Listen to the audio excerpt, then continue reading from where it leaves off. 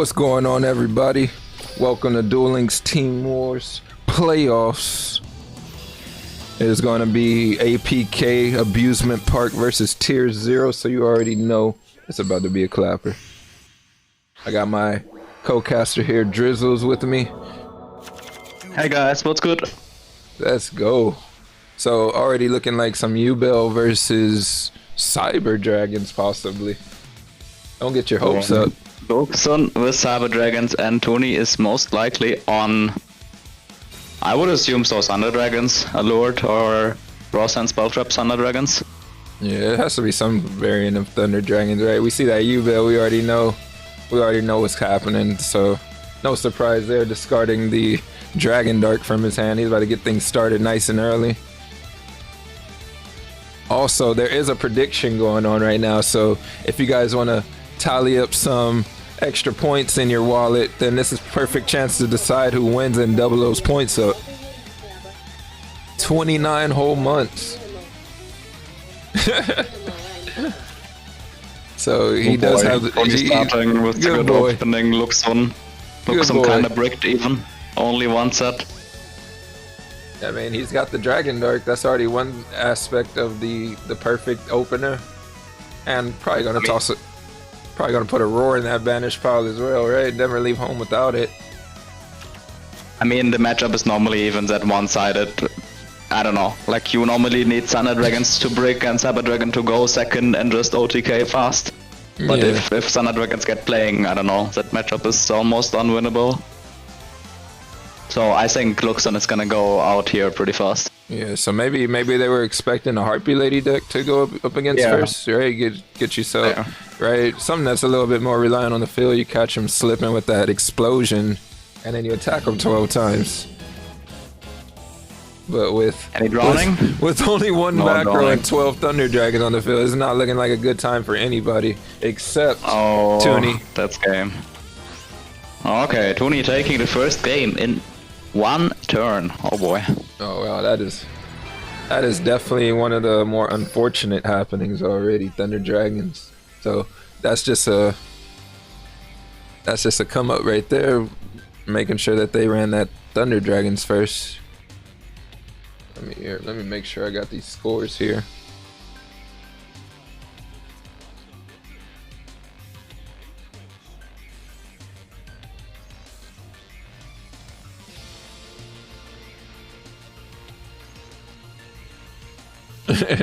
Good thing I'm not reffing, says Radlup.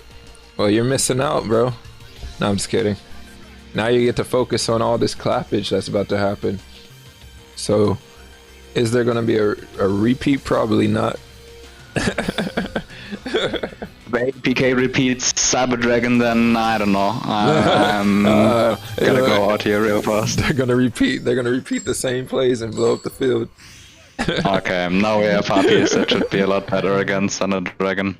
Yeah, it's Harpies. Yeah. Let's see. Harpies hunting ground. I mean, I guess the skill doesn't matter too much here. Yeah, right. This is gonna be there for and sure. Opened Aloof as well. Yo, what's going on, Levi? Looks like Tony is actually making a Zenzo. Just open like infinitive games in a Aloof. He said, I do this. I got plenty of dogs. Someone help. I was asked to say, what would Dracula say if he was alive today? I want to suck your blood.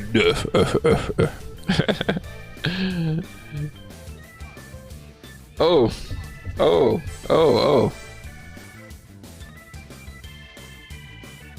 Yeah, definitely a great turn from Tony. You guys got to use your imagination. Come on. Usually that's not the board that Harpies can OTK through easy. So now let's play a game. Guess what happened while you guys couldn't see?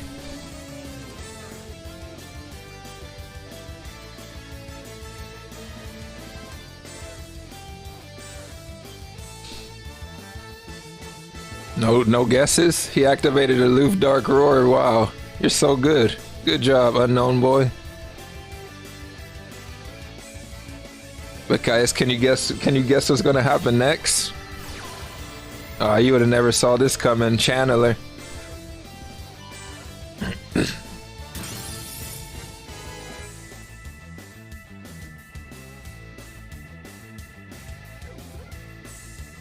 mean, if he got like a full combo, was already an egotist on the hand, he could go for slash with bounce and then spider. Yeah. But I don't know, then there's one hand trap from Thunder Dragon, Harpies used a lot of resources, I don't think that's a good idea. So right now he's got the Perfumer effect and he's got the floater for the end of the turn, but I don't know. I don't see any way he can game it just yet.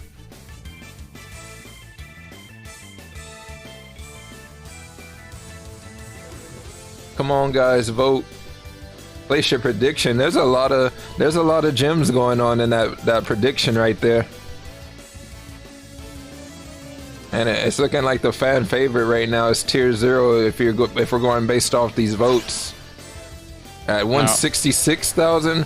Okay, it's starting to even out here where it's 160k versus 175k, 169k versus 175k. So he is gonna summon a Cyber Slash finally. Yeah.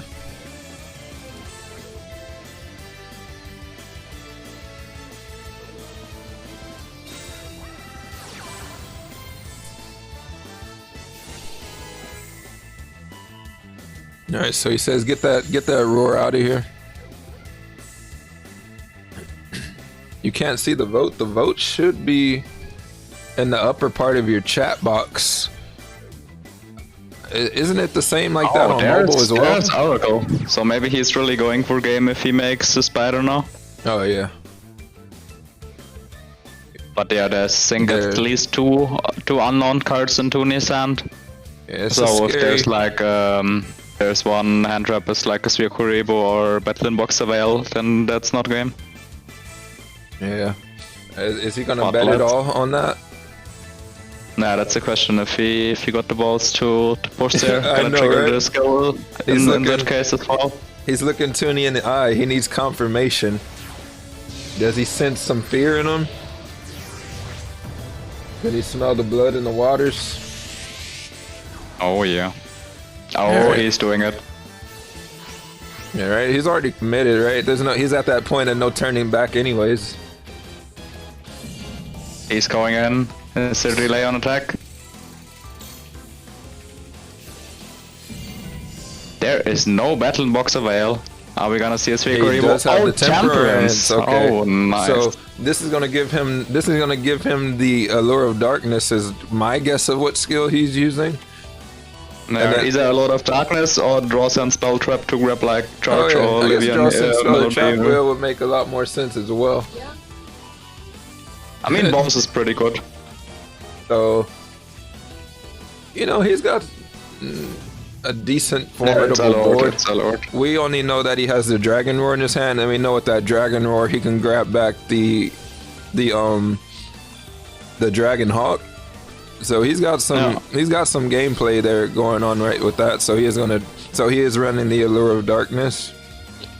Oh, I mean, depending on the back row from Luxon, Tuni might even OTK right here.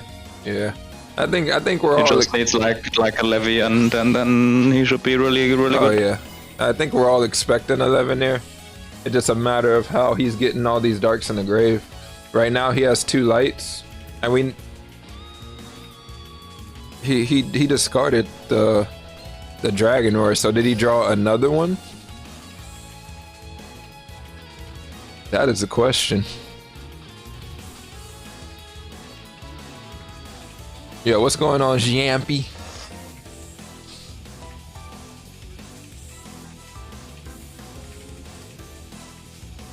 But yeah, right. Speaking about favorites here, we had 2 wars so far on the weekend in the top 8 of Team Wars. 2 times the kinda favorite one. We had rookies against Duel Links Taiwan today, what was a really close game, was 10-9. And then we had Switcheroo, the defending champions, against SGL with a 10-8 yesterday. Okay, so looks like we are neck and neck right now. Oh yeah.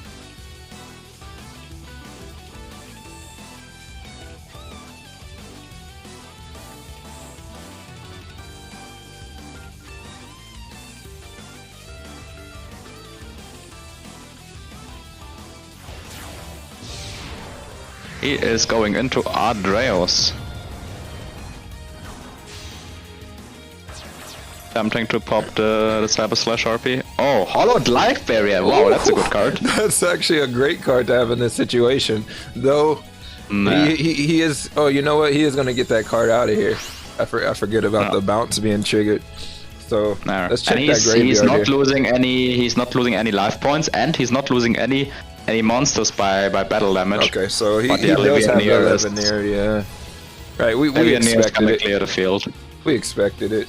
But at least he won't die this turn, so he might have a way out of this, and then maybe he can pull out some sort of game-winning play. Maybe still in a really bad situation. He got his 2 cards on the top deck versus a full Thunder Dragon board. You gotta believe. No, just kidding. No. I mean, he only needs to do 1600 damage, so it's not impossible. But I'm still very pessimistic about Luxon winning this. Oh no, yeah, it's looking kind of scary right now. So he does have the Perfumer. So there, it is a start, but getting over 2 big monsters like a 28 Duel and a 11 Near is definitely gonna be a fun time. He's searching Hunting Ground, so he already got Rest and Egotists in the hand. Sheesh. That's a bit confusion, but let's see. There's an Egotist target left on the deck.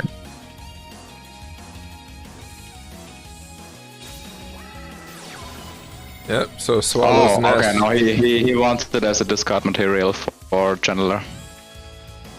Yep, into the Channeler, so there is going to be a big rest play here.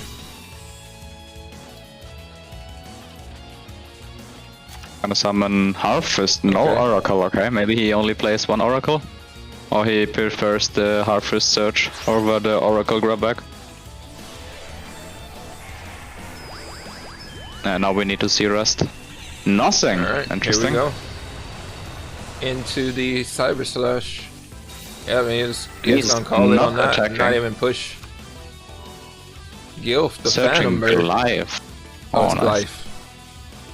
This is that Glyph. So he is gonna be able to recycle a card from his Banish pile.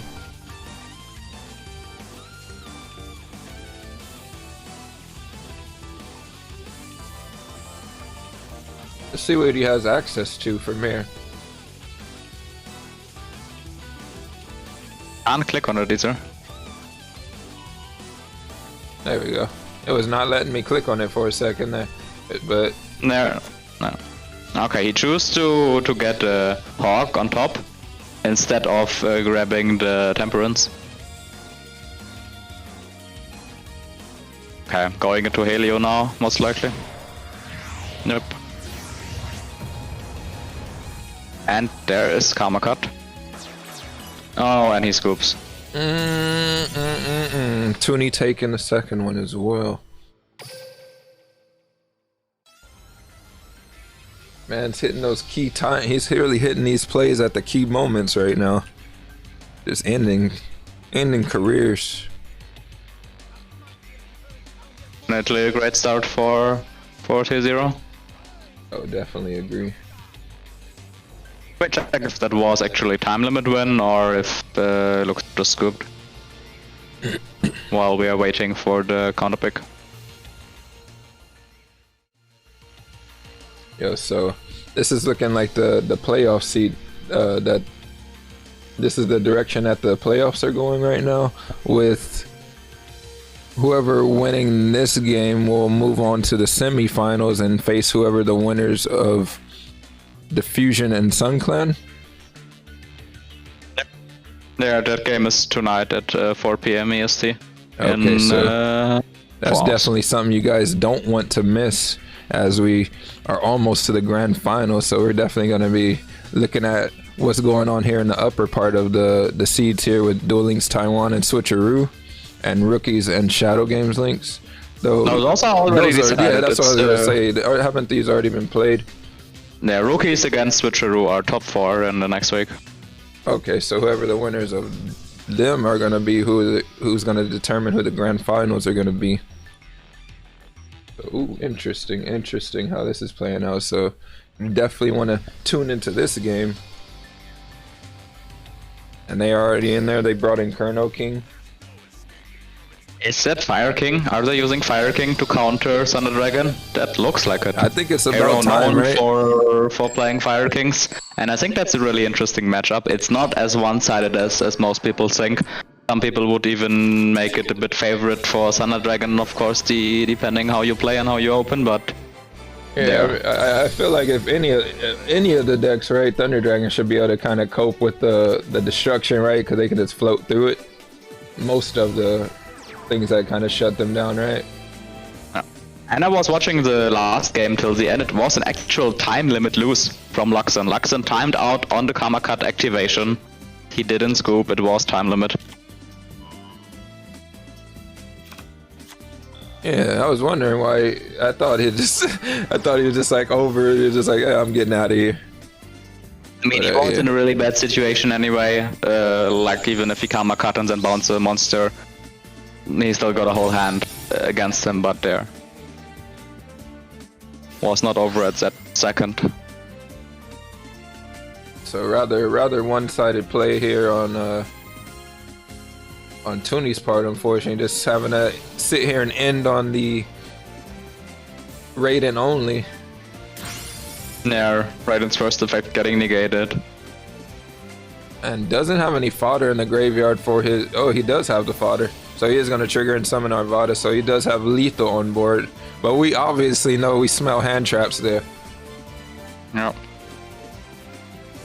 But I mean, most likely he's gonna search another avatar with the field spell, so he can at least negate one hand trap.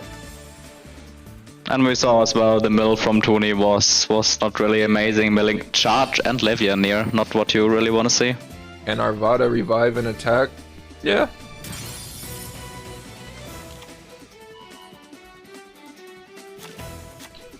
He's popping the Barong on the field, so he doesn't want to reveal anything in his hand. So now he needs two hand traps to be able to really deal with this lethal.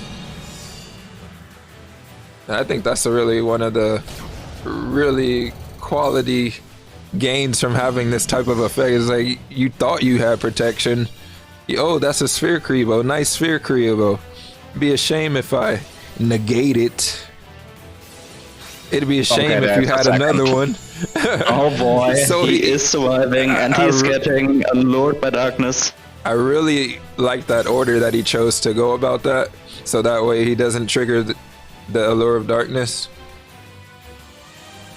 No, it was triggered either way. So it was triggered. Oh, never mind. So it didn't matter. He just forget, I didn't say that. What are you saying? More damage.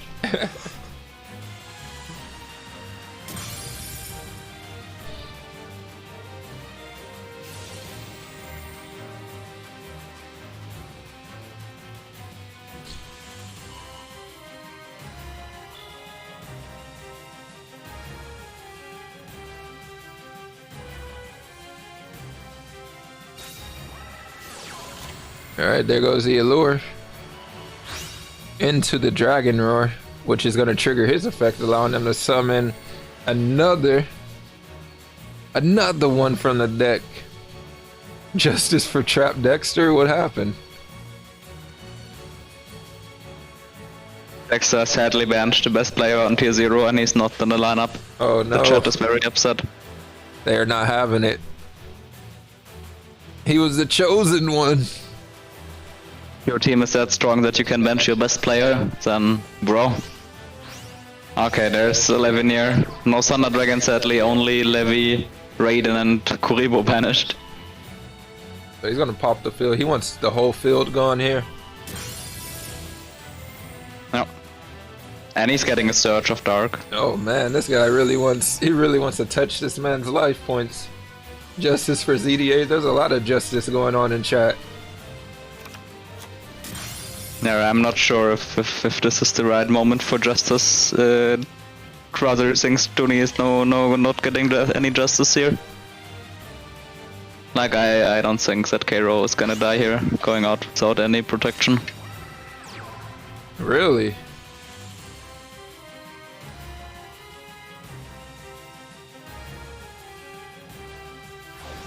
He's going for Sanaphon maybe? Oh, okay, that makes complete sense. I was like, this seems like it seemed like a rather a lot of resources to commit to make this happen. But this has a little bit more. This has a little bit more value tied to it. And does not have a hand trap? Are you kidding me? Oh, okay. This is very agreeable. So he does have the D-draw triggered now. Nope. So none of his monsters will be special summoned from the grave, and he can't trigger any of those type of effects during this turn. Thick Xenophon, and then also when he triggers that effect, Xenophon can't be destroyed by card effects. Yep, and there are no monsters coming back from the graveyard. Oh yeah, he's big. He said, "Where's your bird now?" In the deck, coming out. There's another bird coming. That one is getting destroyed, and he can come back in the next standby And phase. that is an Alistair. Blast from the boy. past. He said, this graveyard is only for banishing, actually. Big surprise. Boy. Surprise. Garunix It's is not the actually boss monster. funny. In the last game today, from Switcheroo against Duel Links Taiwan, it was 9-9. Switcheroo won the last game with Fire Kings as well with Alistair. Yeah, right. If you're not going to run back row, then might as well bring out the Purgatrio and then have some fun with that. Yeah, Purgatrio definitely going brr here, and that's game over the... Oh, he says Sphere Karibo. He says swerve, homie. Oh, another one. And that's big value right there. That Karibo stopped three monsters as one. No. One Sphere Karibo turned all y'all to defense mode. Uni definitely living here on the edge, trying his best. Yeah. But he's not falling yet. Toonie says, "I'm going down swinging. You will not stop me." Uh-oh, Garunix is coming back. So unfortunately that effect is not quick play, so he will be getting ruined. But he's getting a surge from Dragon Roar. And we know there's an Alistair in the hand of K-Row. He needs a second hand trap if Tony can make a push here. Truly. And like a Battle Box Avail is not enough. He needs either Kuribo or Kite Ride.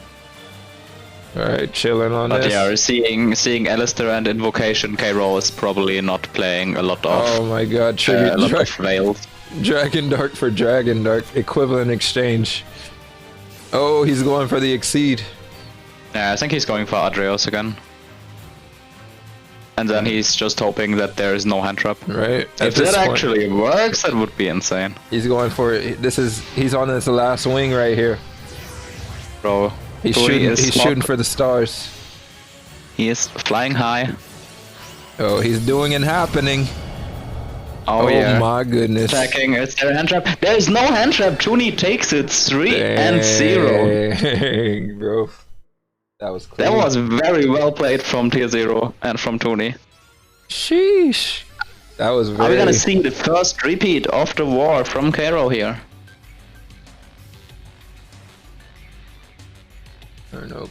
Colonel.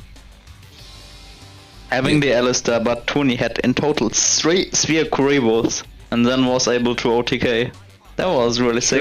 Truly sick, I must say, yeah. He pulled that one out his behind, but you could tell that was all he had. He had to go for it. Yep. He said he looked down in his pants. He was like, "I got balls. It's time to go in." Yeah. And it looks like a repeater. And there will be a repeat on On APK side. Okay, so on APK side. And we are going back in the game.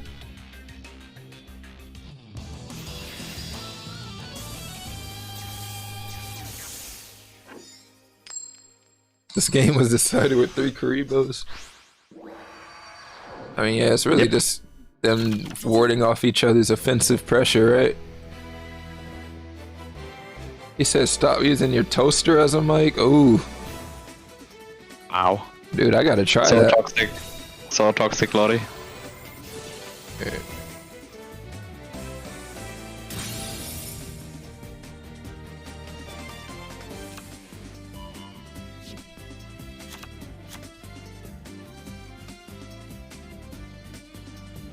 So already got the Grunix chilling on the board. What did it cost you? Everything, bro. Everything. Someone got a good deal with the 3 sphere Karibos.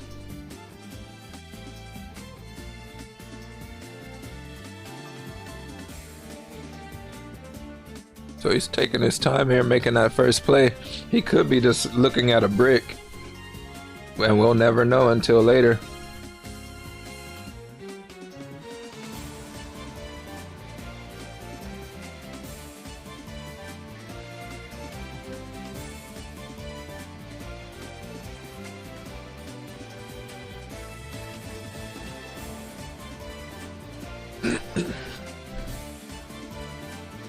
And think about this, Shells, too. They were trying to take it away from us permanently.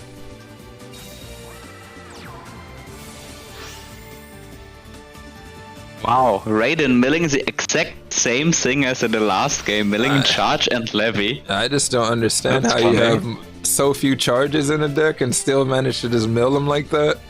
Just blow it. Mill it every game. This is the RNG about this game that just doesn't make sense to me. Yeah, let's see if Cairo can take him down this time. So yeah, he really didn't. It seemed like he really didn't want to just commit to that raid and pass, and I wouldn't want to either. Yeah, Raiden pass. Sadly, no FTK like Avatar passes. Okay, he's giving him one more turn.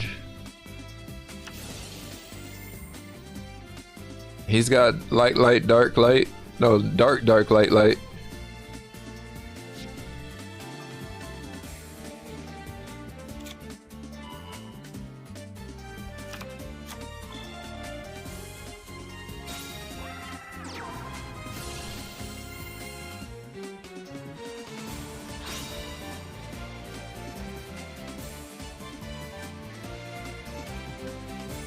Do you negate it?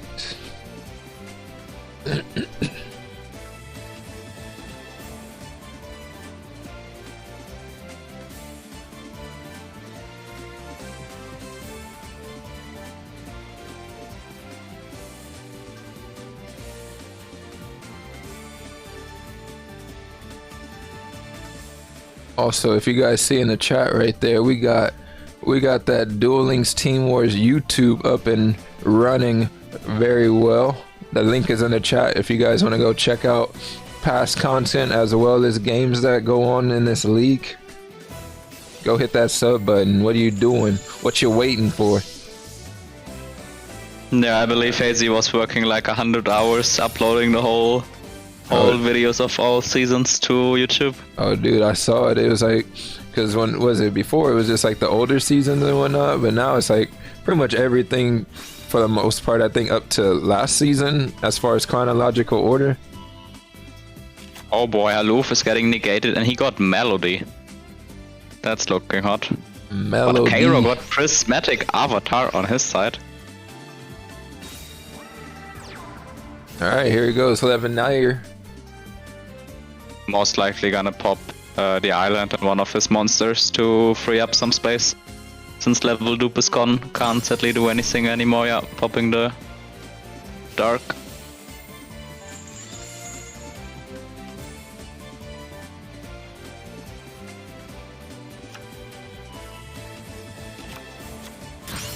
Yep, so full board clear. Chilling with a 17 and a 3000 hitter on the board. Looking mad comfortable right now. Avatar is gonna float. So the question if Tooney is gonna make an attempt to push here.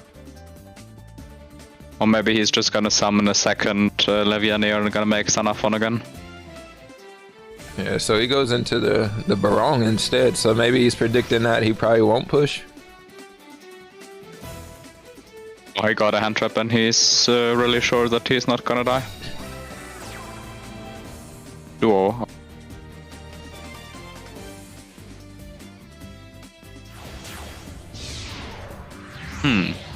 So he's gonna do the Sanafond again? Nope. Yeah, he doesn't want that Avatar coming back, and that makes total sense. I get it. And he is pushing. Oh, he's pushing. I mean, like, he's playing Alistair on Invocation, so you can assume he's playing like one Battling Boxer Veil at most. So there's either Kite-Droid or Suicune or nothing. Does not but push. he's not trying. So he must have felt the toggle there.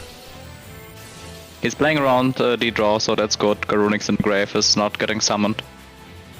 So let's see what Cairo can do with his cards. Assuming there's at least one hand trap. Yeah, there goes the copy pasta activating in the chat. Tony is in the best moment of his career. It's unstoppable. It's doing and happening. It's flying high like a bird. There's no way for him to lose this duel. And honestly, the way he's playing super defensive. He doesn't want that. He doesn't want that Alistair coming in to ruin his plans. But there's no instant game gratification, unfortunately, on the field. So he's got to really choose his next moves really carefully here.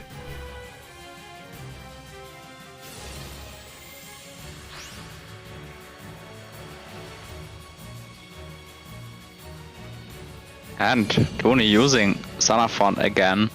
This time he is going for lethal. Gonna trigger Destiny Draw. Got lethal through at least one SK. No Veil. So now there's either Kite-Droid or double SK, or he is gonna die right here. There is the Kite-Droid. There's the kite. And the D-Draw is activated, and most likely it's gonna search Onslaught. I mean, you have to see as well, that's not 30 cards playing.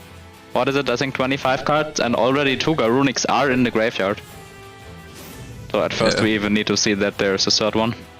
yeah, there's possibility that it could be a third, right? Normally, but like I've seen a list with 2 Garunix.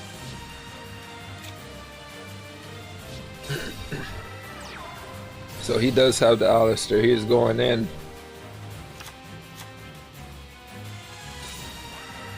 Yep, Invocation.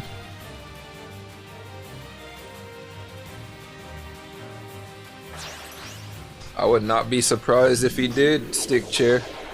But sometimes, just like Tooney has taught us, sometimes there's moves you just gotta do. And I think this is that moment right here. Tony needs his Suicune. Temperance is not gonna save him here. But if there's Suicune, then it's looking really dark.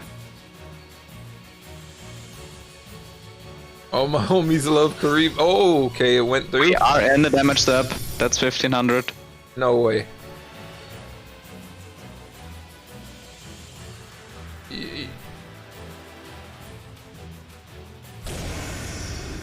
Yep, that's game. No hand trap for Tony. Colonel King right here.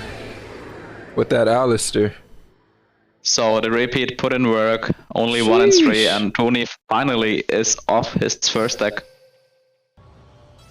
Somebody finally put a dent in Tooney's armor here. Tooney's heating up right now, though. Don't count him out. One more win and he's on fire. He's gonna burst into flames.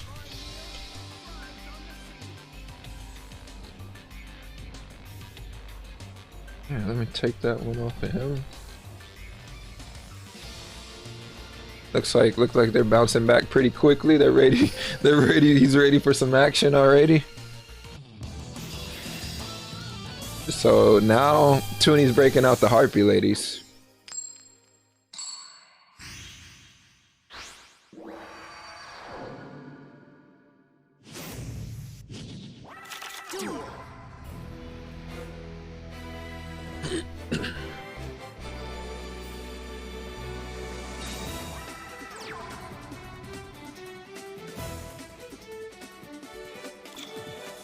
Going in with 30 cards.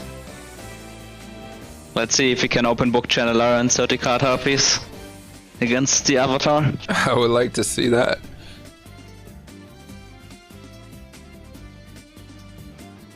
So one effect is getting negated. That's almost a guarantee here.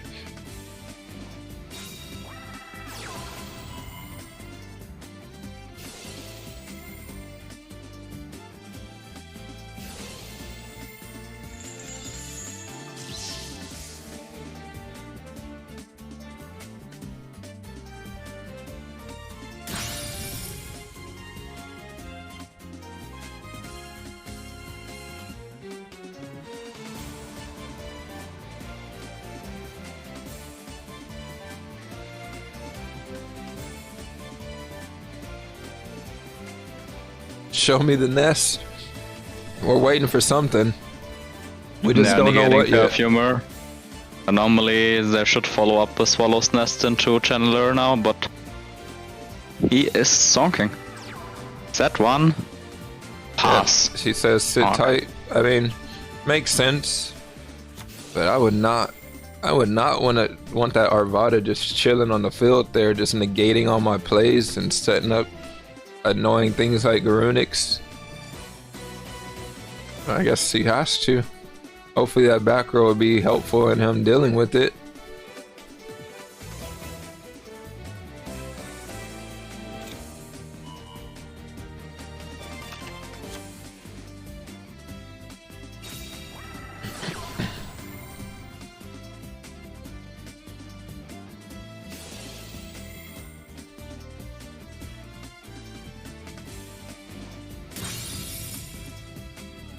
Gonna pop an Arvada in his hand, which is actually gonna trigger as well, searching another Arvada.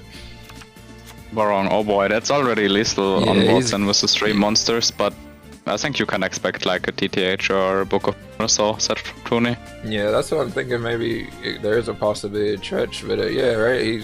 Even if it's book, right, you just push through it. Sheesh, 2 Arvadas. That's definitely not a fun time for anybody. Oh wow. Ooh. Oh. Ooh. There is no back row. Ooh, interesting. That is the price you pay for activating all those Karibos. Sometimes you just don't have them. And Colonel King took full advantage of that fact and just went in on him. Tony is going out. 3 and 2 as a starter is very respectable. But let's see what T0 is using now to counter the Fire Kings.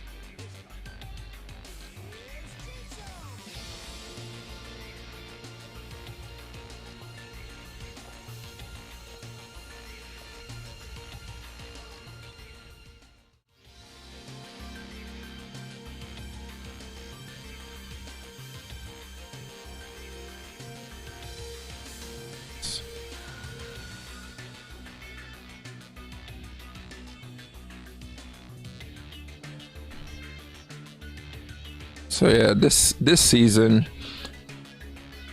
the key players that were contributing to Tier Zero's success were Chris with that 28-13 record, with his most impactful decks being Harpies and Blue Eyes. Yeah, maybe a few words to Chris. What he did was actually really crazy in the last weeks. T0 went from I think a 3 and 4 after 7 weeks. They were almost out, and then they won 3 weeks in a row. Chris had like a major impact on that, streaking 2 out of 3 weeks at least.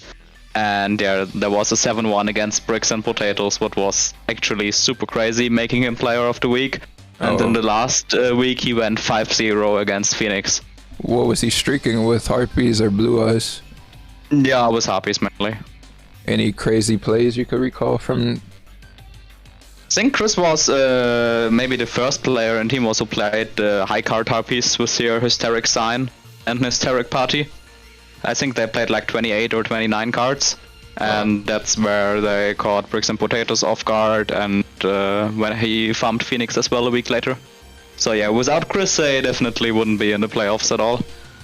Right on. Yeah, it seems. Yeah, I've been noticing that people have been using Hysteric Party in there, which makes complete sense, right? If you have that really good opener, you literally have the same kind of follow-up activated off that one card. So damn, that's a really sick tech. And then on the award-winning side, you know, they've had many award-winning players in their graces, like Chris, as well as Monkey Boy, Jason, -1, AMA, and Masaryk. Yeah, so a lot of those are kind of inactive at the moment. Like MA is not playing, Jason is currently not playing a lot, same for Monkey Boy, and yeah, that's why you see here the 2 young Germans with Terrific and Tuni being really active, and they are sending -1 into counter K-Row. The boss is already here. Yeah, they ain't wasting no time, right? I understand. I get it too, right? You don't want anybody to start streaking. So you nip that in the bud nice and early. Yep, and that looks like balanced Triamids from Neg 1. 22 cards. He's going first. Is it a balance hand or does he brick with swings?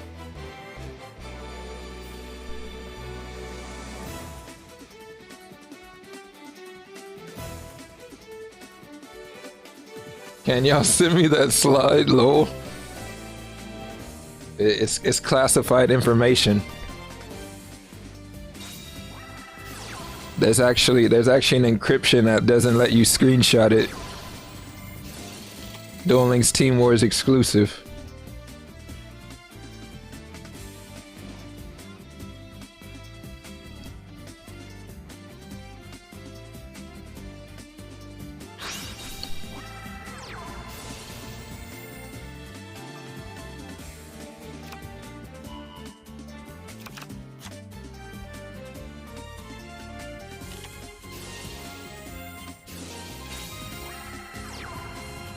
Oh yeah, definitely starting very good here.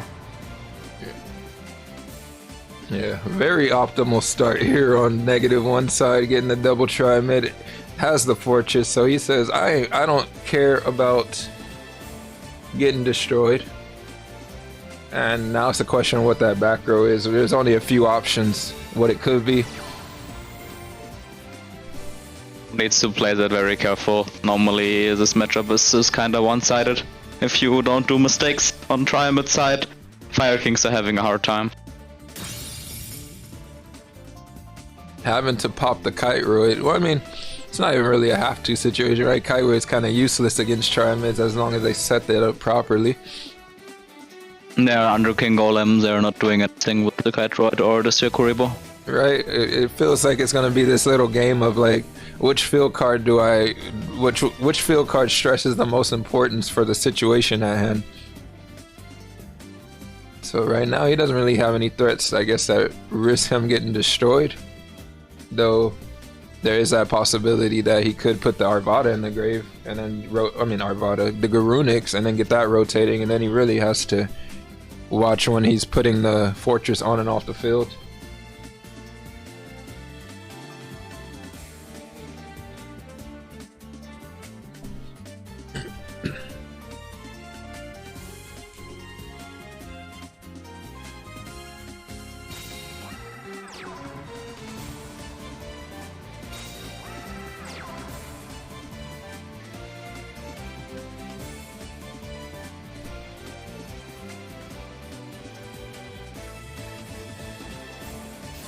So he is going to trigger at the end phase.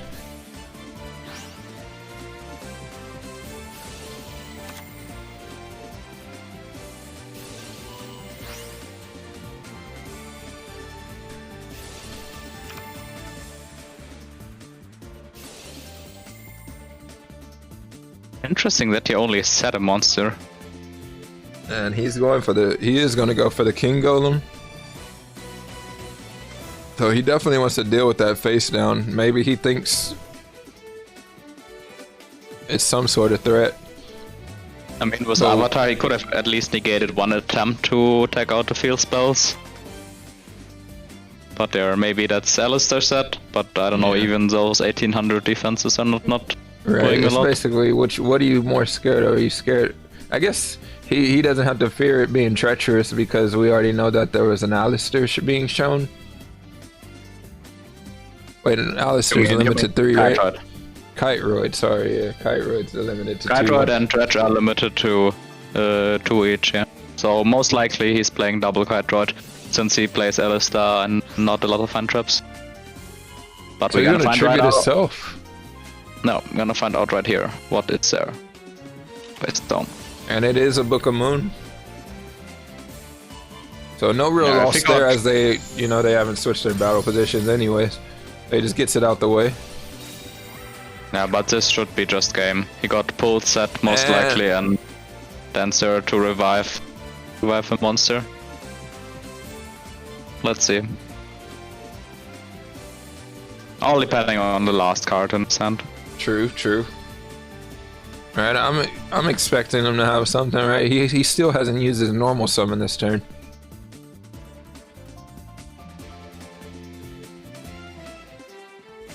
Yeah, really depends what he top decked, since he searched Dancer last turn.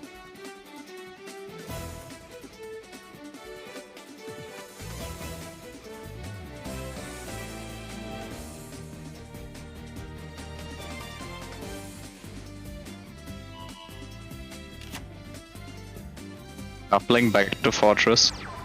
Setting another back row, okay. And it was a dweller. I mean a dweller. It was a boxer, really.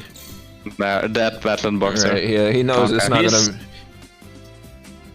He's not triggering Destiny draw, so Neg 1 is still playing really safe here. Yeah.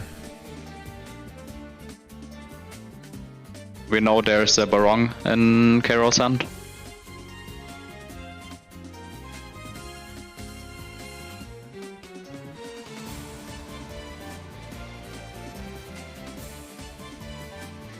Pyramid best deck. Yeah, we saw today in the early game from Duel Links Taiwan against Switcheroo. Multiple Triamids on either side. They did very well.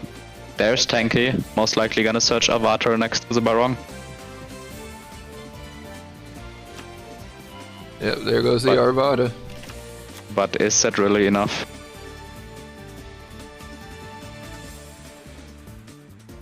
Yeah, I think, I think unless a miracle happens, he's just losing here. Yeah, like he can't even attack if he attacks into the Dancer. Yeah, it's a problem because exactly, because the king golem and then destruction is really gonna be annoying for. Okay. No. Barong for Barong. I mean, as soon as he attacks, he loses. And that's gonna happen either this turn gonna push anyways. All Neg 1 needs to do is just flip pulse here, and that's it. That's probably it going from the battles, going into the battle step. Really? It's a bit of an echo, really?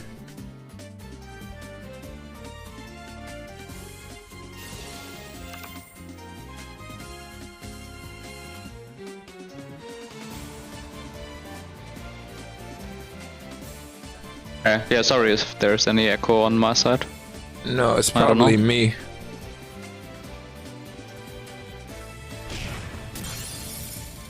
Okay, so he is letting the Dancer die. Very interesting. I mean, Neg 1 had to discard a pulse in the first turn.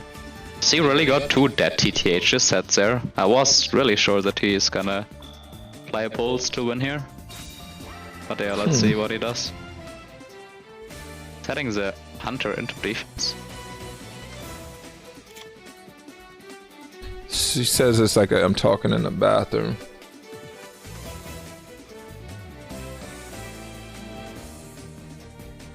How about now?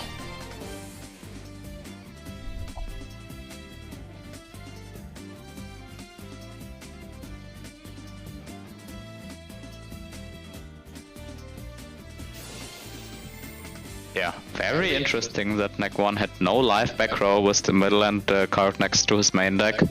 And all of a sudden his really good situation turned around a bit. But yeah, let's see if that newly drawn back row is a pulse maybe. But there is no King Golem on the field anymore.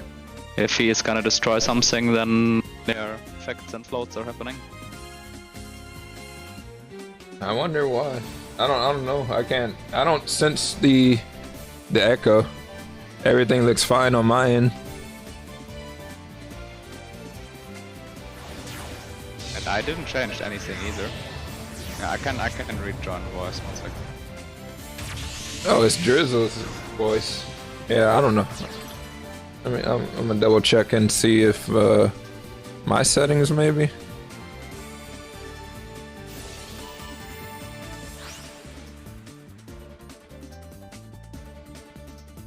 Okay, I'm back now. Hopefully the voice is better now. Can I get an okay in chat? Spider on the side of Cairo. He can activate. Co-cast in the toilet. It's worse. Back to What? tag out.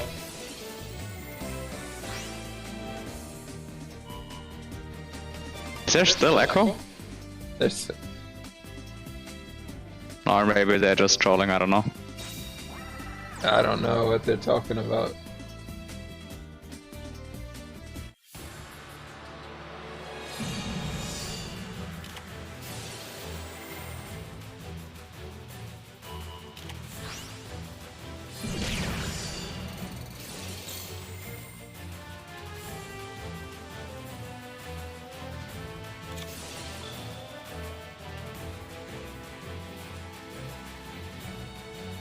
Now Drizzles bad. I'm trying to fix it over here.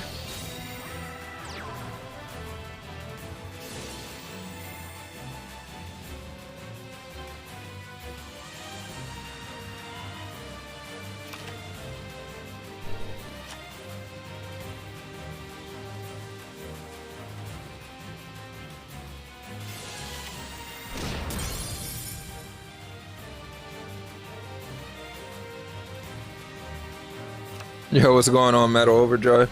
Drizzles, they're saying restart your PC or unplug and plug in your mic.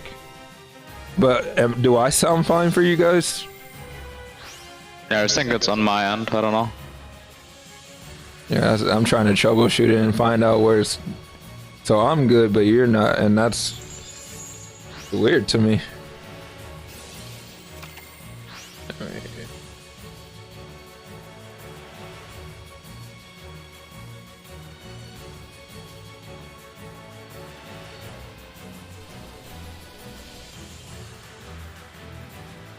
Alright, try talking now. Oh, she probably checked out for a second here. No, I'm back now. I don't know if it's better. Can we get a chat confirmation here? Oh my god, Lamau? That's your confirmation? Wow. I don't like that. Being really evil here. This is how you But got maybe, that. maybe you focus on the chat and I'll try to, or in the game. I'll try to fix stuff here. It's crazy looks because like... you sound great to me right now. You sound better, Drizzles. It's better now. It's better. Yo, what's going on, Roy? All right, we back to better. Are we doing and happening? All right, can I continue doing and happening in this game? Can we live? Yeah, we live. But yeah, huge surprise that K-Row wins here. Neck 1 had apparently no active back row. That was really confusing. What a way to even things back up, huh? And Kerno is actually about to heat up right now, actually, too. So, unfortunately, one loss for that boy, Neg 1. And they are already back in there faster than I can jot down these scores. Rip, now it's ass again.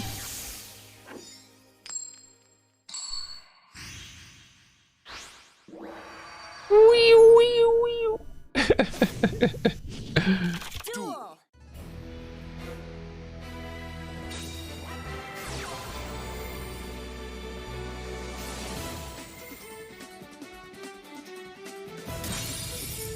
It's crazy how you guys are getting it, but I'm not. So it makes me think that it's my streaming software. Maybe you can turn off the screen share. Maybe that's the reason.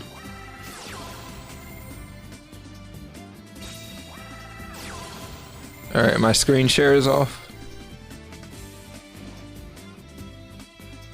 Okay, you turn screen share off. Is it different now? How does it sound, guys? That's really weird. I'm not changing anything. It's good now? No, I'm not talking about me, I'm talking about Drizzles though. Okay. Looks like it's fine now. Maybe it was really a screen share maybe. issue. Oh! Okay, I know exactly what happened. If it's good right now, maybe since I'm streaming to you, my sound is getting picked up, which made the echo. What's that while screen sharing? No, I'm gonna check right now.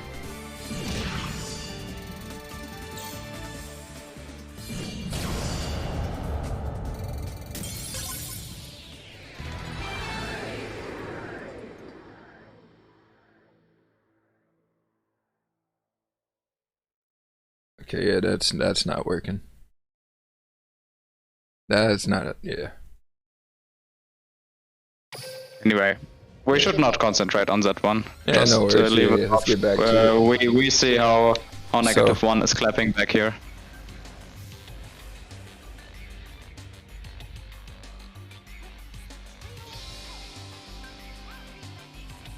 So that knocks a Colonel King off the table. Yep, Garo is going out.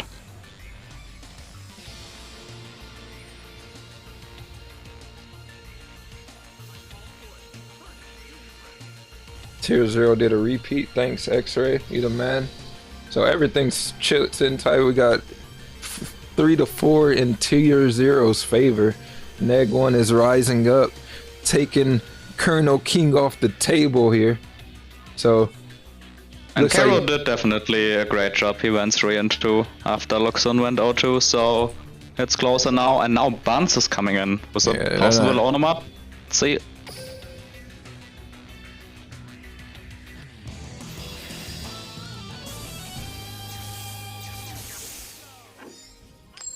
Alright, Buns is in.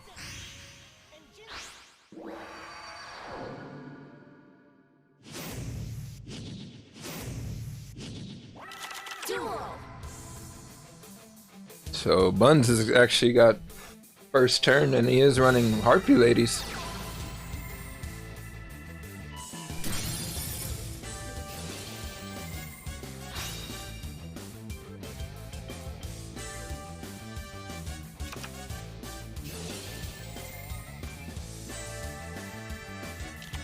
Four axis or with sister.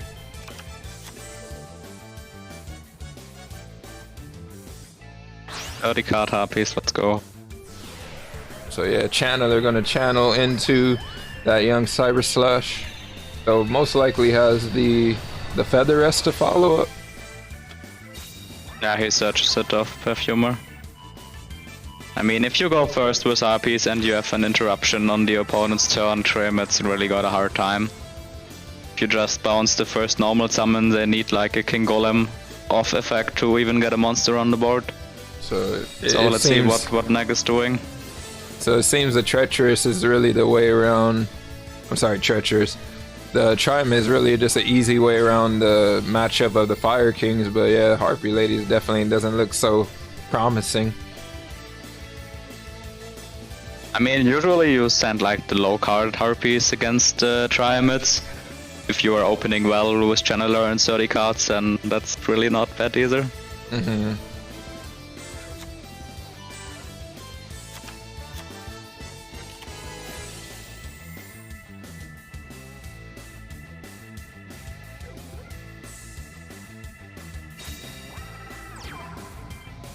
Oh, here comes the Hunter. Now we get the moment of truth.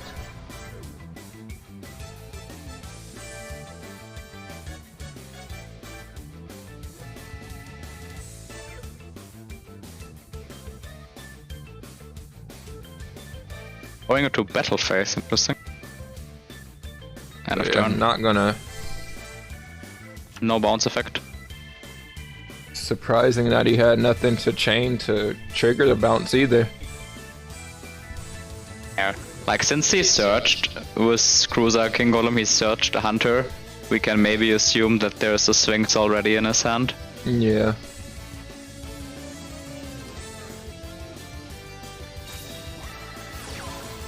The Harpy's hunting ground, he's gonna get to destroying.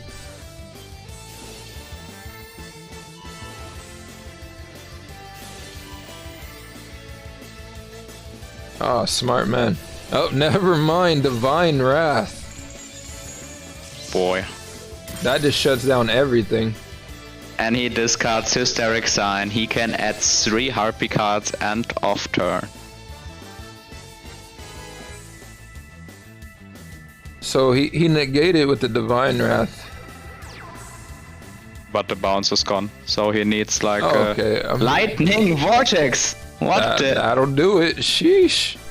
And he's discarding a second Vortex. That's impressive.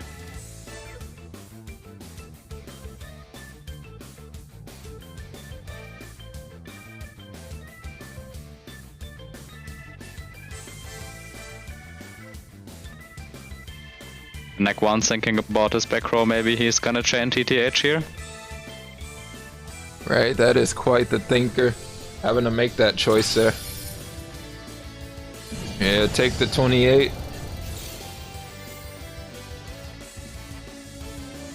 Now he can add 3 cards to his end. 3 Harpy Going Lady cards for- at that, man. Yeesh. Hysteric Sun is just broken, he's going for Channeler Oracle, and the last card is maybe an Harvest? Yep, there's the Harvest.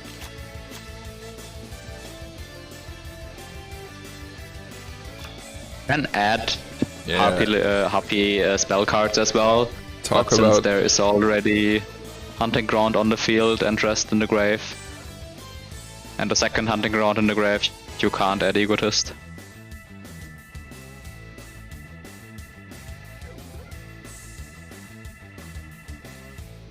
Really taking his time to think about this one, so he's how is he getting past the Cyber Slash? And not only that, how is he getting past the follow-up? That is a very vicious follow-up coming up.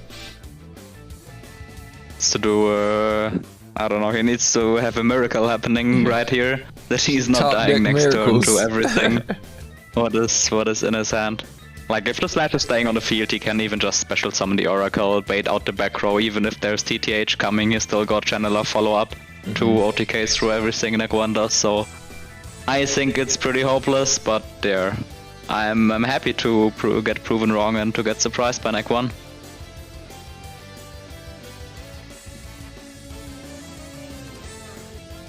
Two cards in his hand, 1 card on the field, and they're all threatened because Harpy's going hunting.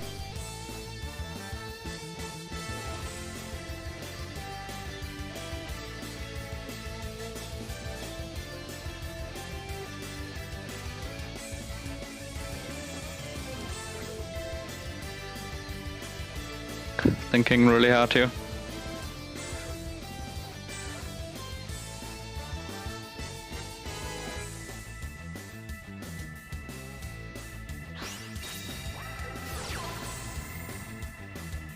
Alright, he's decided his play. No monster, only changing field spells, setting another card. Ooh, scary If there's situation. pulse, no, if there's Yeah. pulse, he can revive swings at least. Okay, using pulse early to pop the hunting ground. No, he's special summoning a monster. Hunter. Yeah. Makes Assuming sense. the second card is TTH, Yeah. he got now TTH life, he got attack out. With attack out, he can re-add swings, so let's see what Bounce is doing. So he is going to target popping- this. That will force the TTH as well. Right, That's so next there to goes the pulse. Treacherous. And not only that, if he puts the Fortress in the graveyard, he can get his Sphinx back. He got some options here. The problem is all like he's bouncing now. Of course he can chain and get the swings back, but like the swings... Is he coming? I think the swings is even coming out due to the... Okay, the Sphinx won't be coming out. Pulse, there, Pulse is getting destroyed first, so swings can't trigger on that. And if Bounce doesn't misplay now, he can just easy. Yeah. Yep, he is not destroying the Trimid field spell. Channeler not even activating the effect, just going for game. And -1 is going out with 1 and 2. Sheesh. So yeah, just like that, just gonna knock Neg off the table. So that makes it 4 and 4. Oh yeah, we are back at the equal score. And the war is by far not over. Right, I wouldn't expect it to be. It's been neck and neck through this whole time. I think in the beginning when Toonie was gaining that first lead, Kerno really evened that out. The way to go, both teams keeping things neck and neck. Now, Yeah, let's see what P0 is using now. To counter 30 card harpies, are we gonna see Onomats maybe? yeah, I'm surprised Buns didn't whip out the Onomats. I was definitely expecting that from him, as I've been seeing Onomats pop up seldomly at just about almost everywhere. Just about. I'm definitely curious to see that in action in this game.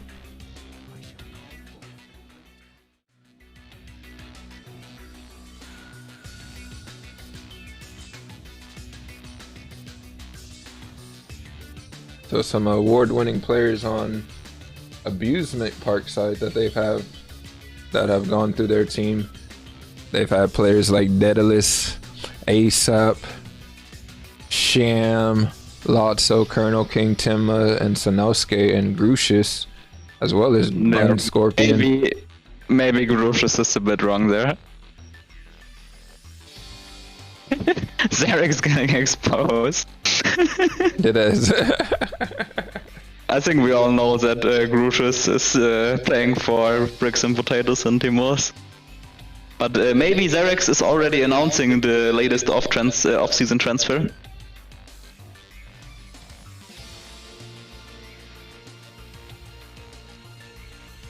And, but yeah, we have key players here with Luxon and Scorpion, both using Blue Eyes and Cyber Dragon, two decks we are most likely not gonna see today.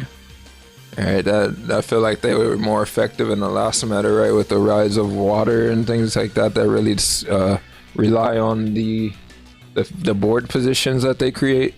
So Cyberload was definitely good for popping all that fun stuff. Now I remember quite a few APK games, especially from Scorpion, just god-handing with Blue Eyes back to back, opening multiple card of consonants. Oh man. So pretty much just waiting on them to send in their next player. We are waiting on the next player from Tier 0, having Terrific, Chris himself, and Masaryk left. Alright, so Terrific has entered the tables. Nice, nice.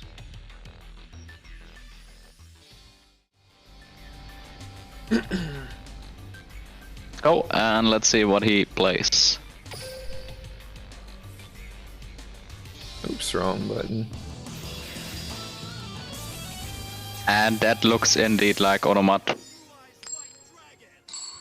And I think Onomat is going second. Oh boy. Definitely a position they want to be in. So are we gonna see Hatronade? Are we gonna see Hatronade? Are they still able to run it? Are they doing like the Gaga sister 1 and 1 Trunade ratios? I mean, if you have like the Onomat that is focused on rank 4 exceeds, they usually play a double Trunade and 0 sister.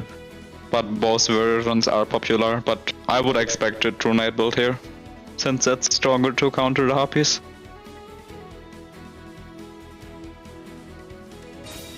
Yeah, if somebody knows how to play against Onomat, then it's definitely Buns. Starting off with the Perfumer, getting rid of the field spell and searching an Egotist most likely. Unless he already got that or Sign in the hand.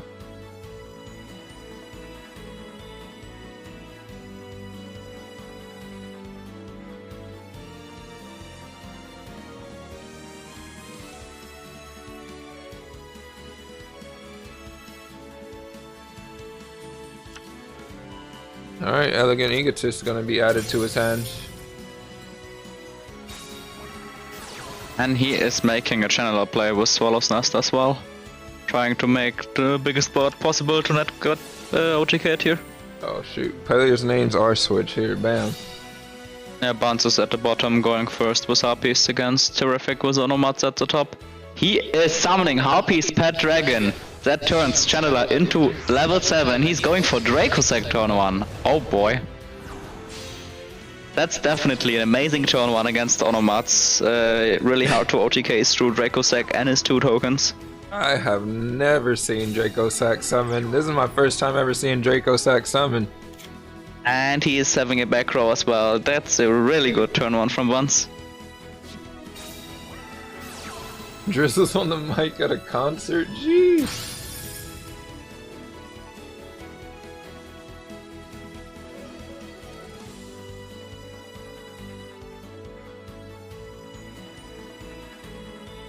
MST's the Divine Wrath.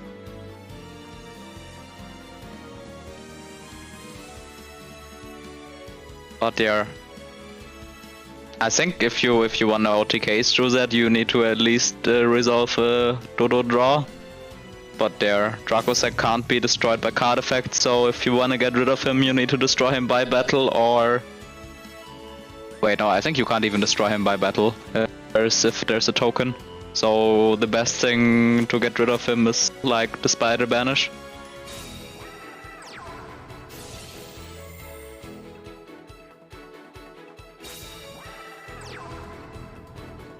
But yeah, we are having Dodo Witch, Otopic, and Code. Let's see what he can do with that. So nice healthy board right here. And he is going into... He is doing an insane play, Knight Papillo, to move the token into attack, and then he's going into 4k Excalibur. I can't believe it. That is insane. Way to steal it. Wow. Knight Papillo and Onomats. Bro, Puzo, you're the god. You called it. Sheesh. There, Buns thought he's super smart, putting out Dracossack and his tokens turn 1, but Terrific is like, boy, I am prepared, and he was indeed. What a terrific play. Oh yeah. Oh yeah.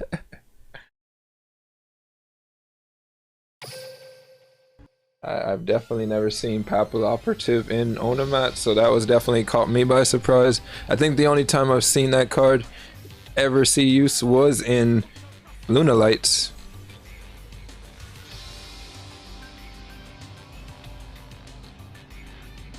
Nope, so not true.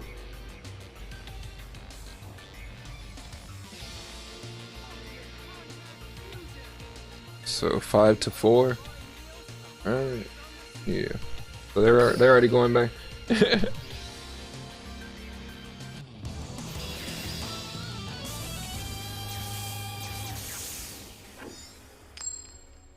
There, Ime stating the obvious things. Last week in top 4 of Clan Wars, 1% Clan Wars team of tier 0 used the Harpy's Pet Dragon, and this time they were prepared to play against it.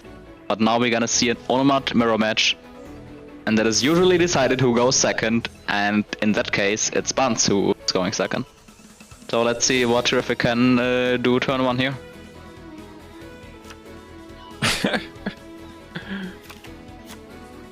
Are you going into the game, Dark? Yeah. Oh, sorry. I guess one of the graphics that we got was messed up. Okay. Yeah. Okay, now we are at the game.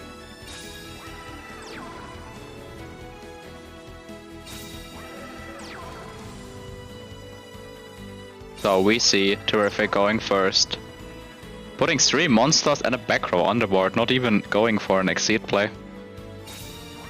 Yeah, I got a little distracted, Taha.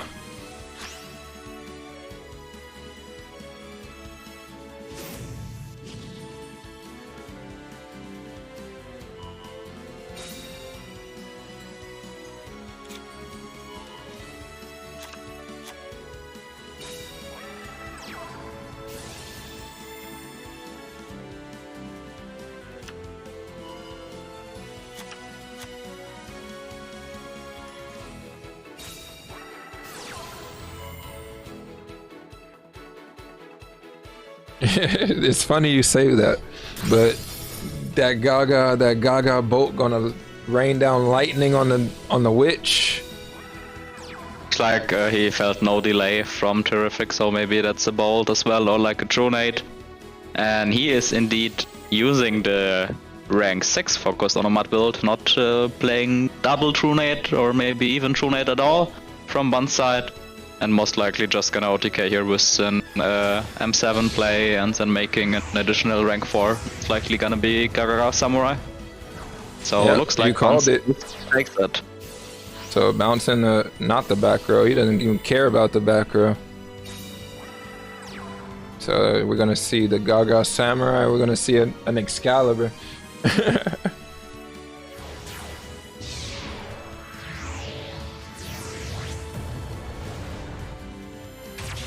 M7 says move over. All those hands to move the utopic out the way? I mean, everything that can save him now is the drowning. I don't think that's gonna happen here. And that is not even a Bun's factor. taking it. In the previous game, Bun's got outsmarted from Onomats, and now he shows what he is capable of playing his ace deck. And he is taking the lead. Oh no, he's not taking the lead, but he is tying up the score again for APK. So yeah, one more game like that and he'll be heating up. But also giving Terrific his first loss.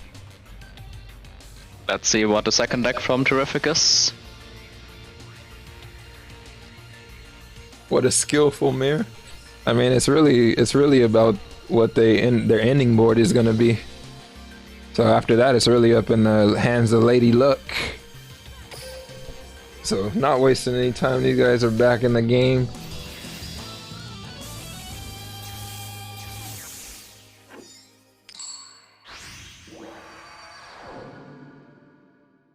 Duel!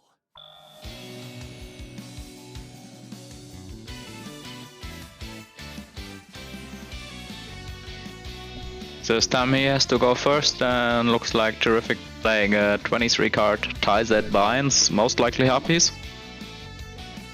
So then, do you think this would be the better position for the Onomat player or the Harpy player? I mean, normally it's a good counter, like normally Onomat counters Harpies, but they're going first. Yeah, I feel like with It the really Harpies. depends how good Harpies are opening. Yeah, like I feel like they have even though they do have a really strong turn 2, I feel like they have a strong turn 1 just because of the disruption capability with the bounce.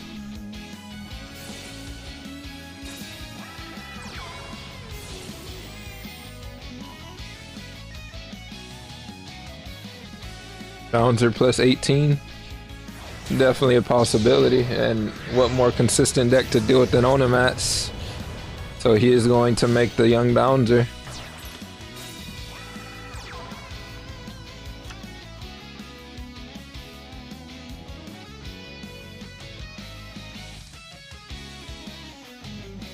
He's almost there, Hans.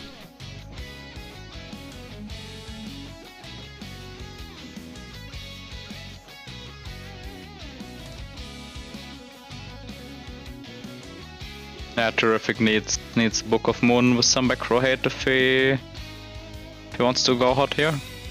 Let's see. Just gonna set. That is not something I ever see Harpies. At one Setting pass, no back row. That's the biggest Sag I've seen all year. If that is even Harpy, maybe it's even something else. Maybe we're getting surprised. Let's see. Oh, Gaga Bolt, he said it. Things in right here now. Yep, it was Harpies. He just did Harpy not open channeler, very oh boy. fortunately. I doubt if it's Harpies. No doubt anymore. The Photon Strike bouncer was too strong for Terrific, and he is Sheesh. going out. That is just unfortunate. Them's the breaks, as Joey's would say. And Bun's going 3-1 now. Yeah, so one more win and Buns is gonna burst into flames. But sad, 6-5 for APK, and only Mazarek and Chris are left. sad to see Terrific go like that. That was a very unfortunate turn of events. You gotta love Duel Links for its awesome lifelike RNG. Because we draw hands like that in real life all the time, don't we? Don't we, chat?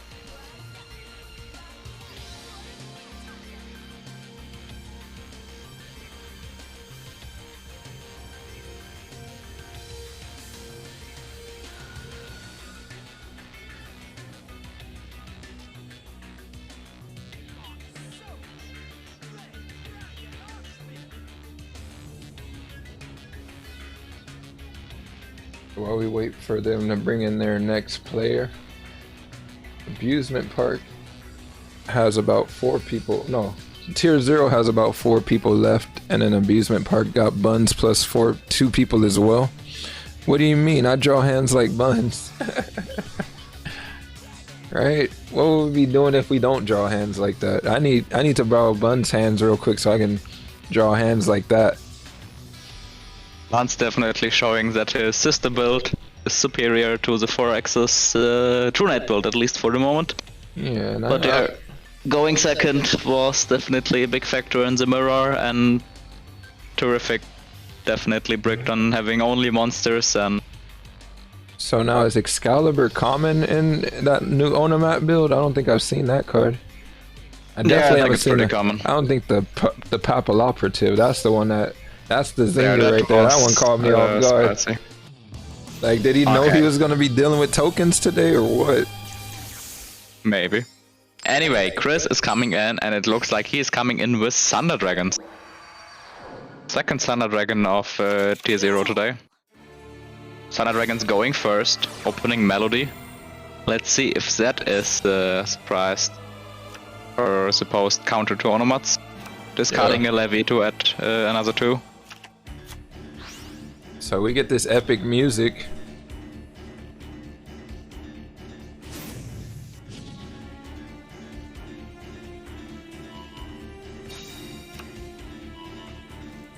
So just gonna do an Onomata play for 1 search.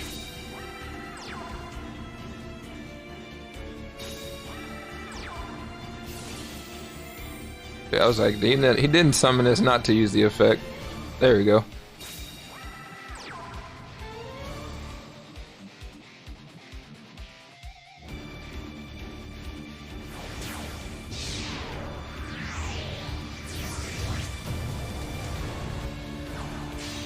Going to bring out the Excalibur here.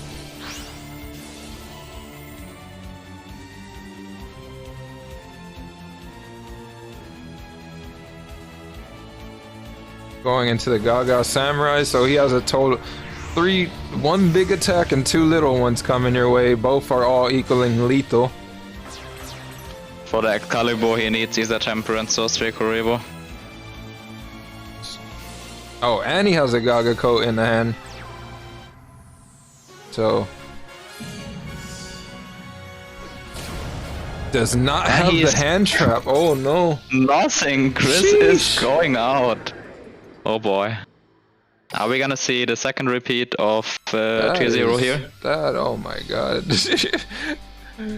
Oh my god, he just came in and he just, oh my god.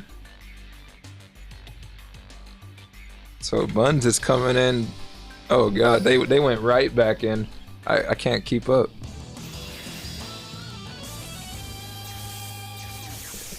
That's looking like a salty run back right there. He was like, "Give me that controller back. Let me go again."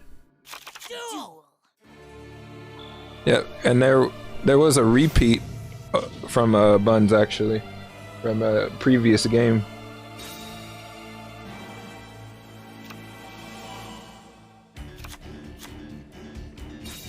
Yeah, hype beasts, don't blink, guys. Onomats are happening. They're doing and happening. They're gonna start off with the sister. Buns going first. Let's see if Chris can clap back here. I mean, Chris going O2 as well, next to Neg 1 going 1 and 2, that would be really unfortunate for tier 0. That would be a double upset. I just feel like, yeah, in that game, Buns just had the opener. He had the can opener.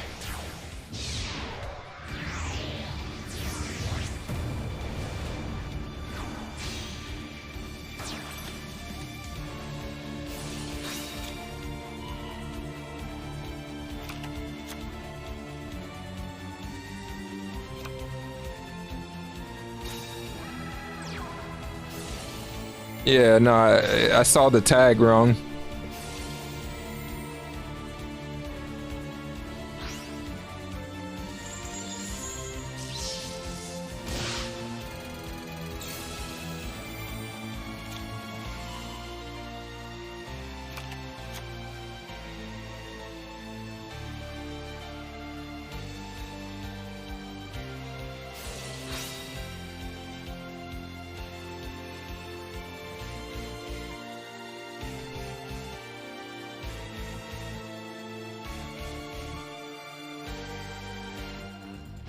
But yeah, even though the Aloof effect got negated, the opening from Chris was a lot better against Bouncer.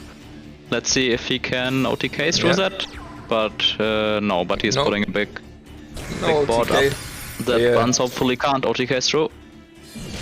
Dealing 1800 damage, and now Buns got 4 cards to deal with that. Yeah, they're definitely not OTKing through this without a lightning vortex involved. Bro, don't call it. We saw Lightning Vortex from the first deck of Buns. Oh, that is true. That is true. And we also know that Lightning Vortex is, yeah, really favorite in the Japanese Onomat versions. Okay, I did not know that Japanese Onomats using Vortex. Yeah, they do.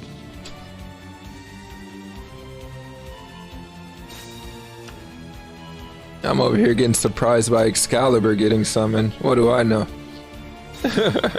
Yeah, So he's gonna Excalibur, it's maybe not a surprise anymore. That's quite common since it's got released like in the last main box. So we see ahead summoning Sister and Code. Sister making it a level 6-1, going into an M7 most likely. Wow, that's not M7, that's Fort Focus. Oh wow. Wait, what? He says say cheese. It's bigger. Oh yeah. Fort Focus is here and he's top tier. Okay, it does have the Gaga bolt. Now, I can't see him OTKing through this board. But that he that got was a very highly good- effective, yeah. Like the Fort Focus can negate the Levianeer the next turn. Something that Bouncer can't if he's getting chain blocked.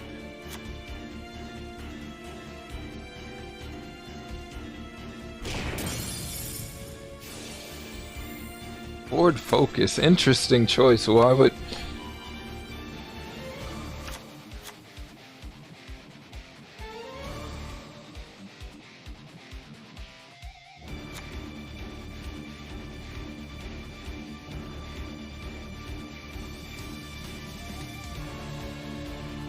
Good old days, right?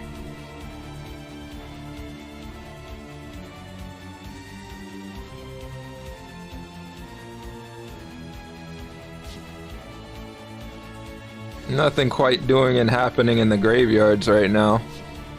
See those materials.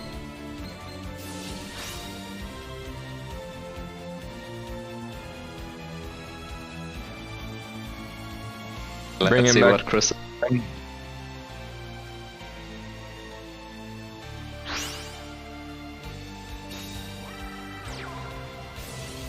Levianeer. Yeah, there goes the levy, but Fort Focus is gonna negate the Levy, but most likely he is going into Helio after that. now if this was if that was a bouncer, would he been able to? Would it have been chain blocked at all? Yeah, yeah. If it was Bouncer, he couldn't negate that one. Yeah. Oh well, there goes Helios coming. There goes Helios. Most likely just popping 3 to get rid of the whole Oh field. my If God. one's got something in the back row, he needs to do it now. There's nothing. Looks like Yeah. that back row. Helios just game. Sheesh. And Buns is going out with 3 and 2, and now it is 7 and 6, and only 2 players left for APK. But they have still the advantage. They have Repeat left, at 4 decks left. While on tier 0 side is only Chris with Thunder Dragons and Mazarak. So his repeat went to good use, and Buns Yep. did a good job here with 4 wins in a row. 4 wins. Yeah, Buns Really definitely did a great job here with both Harpies and Onomat. Yeah, it really showing us the real power of Onomats right there. That was really sneaky with that. I'm still tripping off that sneaky little Papal Operative play. But just how the Onomats just control the duel so early and that heavy consistency, they always end on that optimal board. So, what will they bring in to counter the Thunder Dragons? Probably another Harpy if they have it. Yeah, that's a real question now. So gold is I mean, coming in. it's not high card Thunder Dragon, with like a lot of loop potential, so maybe even Fire Kings? I don't know, let's find it out. No, that's Harpies.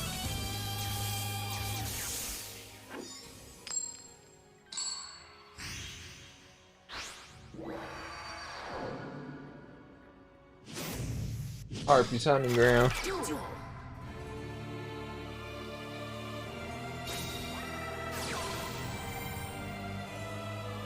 Is Fire King not better versus Thunder than Harpies? It's a question if they have any more Fire King decks. To answer that question, I think it mainly depends on the Thunder Dragon version. Like, on the version from Tony, we saw Raiden and Charge. And here we see the Gold Sark. I'm not sure if he plays OG Thunder Dragon, he doesn't play high card. If I would make a call on like the high card Thunder Dragon, what Shinya from Rookies is playing normally with like 27 to 30 cards, their Fire King is not favorite.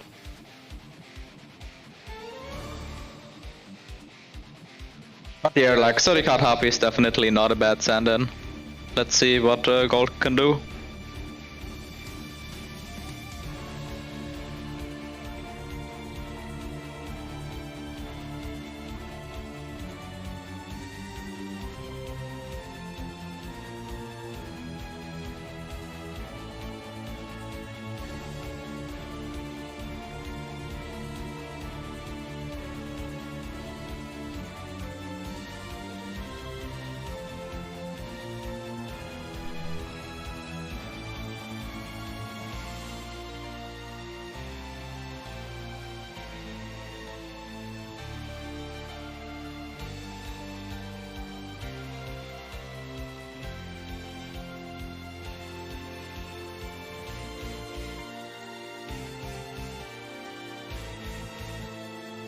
So taking his sweet time thinking about these plays. When people take this long to make that first play, I really feel like it really starts scaring me. I'm like, does he have game?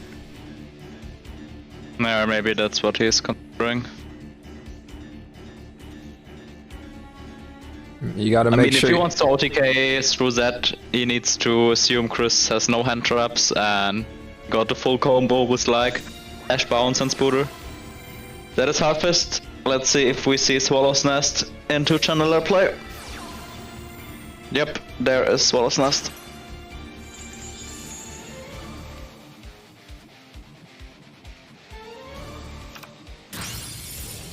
There goes the Channeler.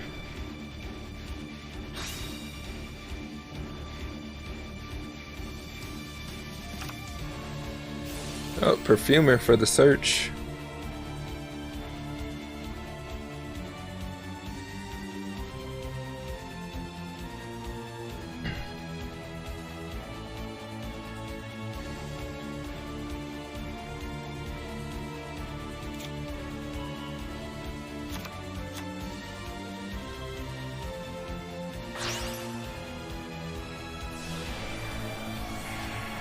Okay, if he got an Oracle in his hand, he can OTK with that if there is no hand trap.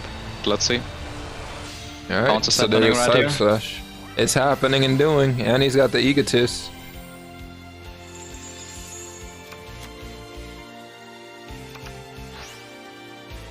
Is there an Oracle? Oh, double Egotist. Okay, he says there's no reason not to go in, right?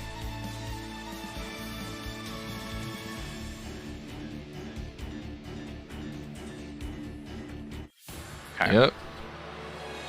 That is game if no hand trap, and if he got now a Swallow's Nest game through a Kuriboh sadly, since he attacked in a different order. So playing around the lure. That looks like no hand trap. No hand traps, yeah, that's how no hand trap, and Chris is going down. Sheesh. 8 and 6. Oh boy, only Masaryk is left. There's like a lot of just disappointments, unfortunately, with the hand traps. It's like, he might have it, he might have... Nope. I mean, that's part of the mind game, that even if you only play like a low amount of hand traps, your opponent is always considering, can I OTK through one hand trap? If I like commit all my resources into the OTK and there's like a Kite Droid or a Veil or something, then he can trigger his D-Draw and Fire Kings or his Lord and Thunder Dragons, and he's getting a lot of resources, so it's always a dangerous decision. And judging by the cards that Gold had available to him, right, he knew that the Thunder Dragon player doesn't really use like spells and traps. It looked like he had all monsters in his Harpy hand. So he really, I feel like he was kind of forced into that situation, so that kind of worked out in his favor. It's like, I have to make this play, so he took the risk and it paid off.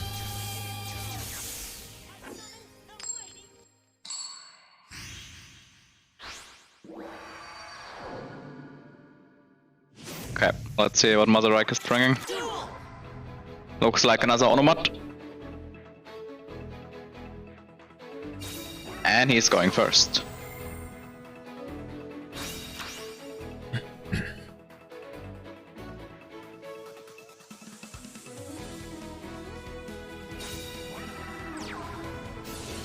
Oops, I switched the names. Saying it in the chat, that is indeed, I think, the third game I am casting this season from tier 0, and the first two I lost. So if they wanna blame somebody for the result, I'm happy to be the target of that. But there, tier 0 is not out yet. Masaryk is gonna do his best to turn it around, but it's definitely not gonna be easy.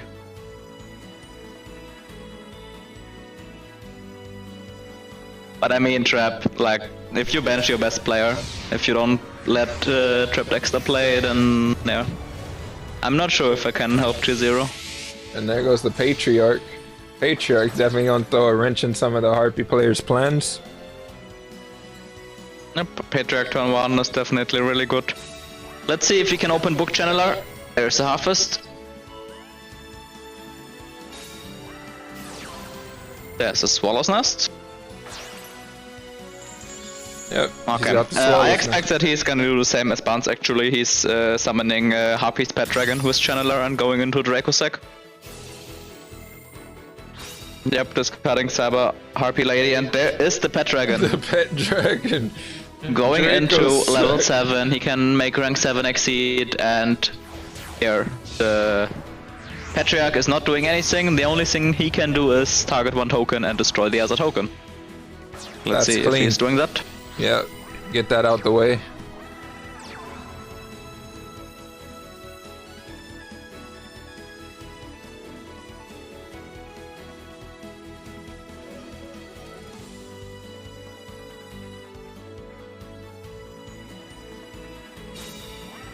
Alright, so just gonna set one back row here.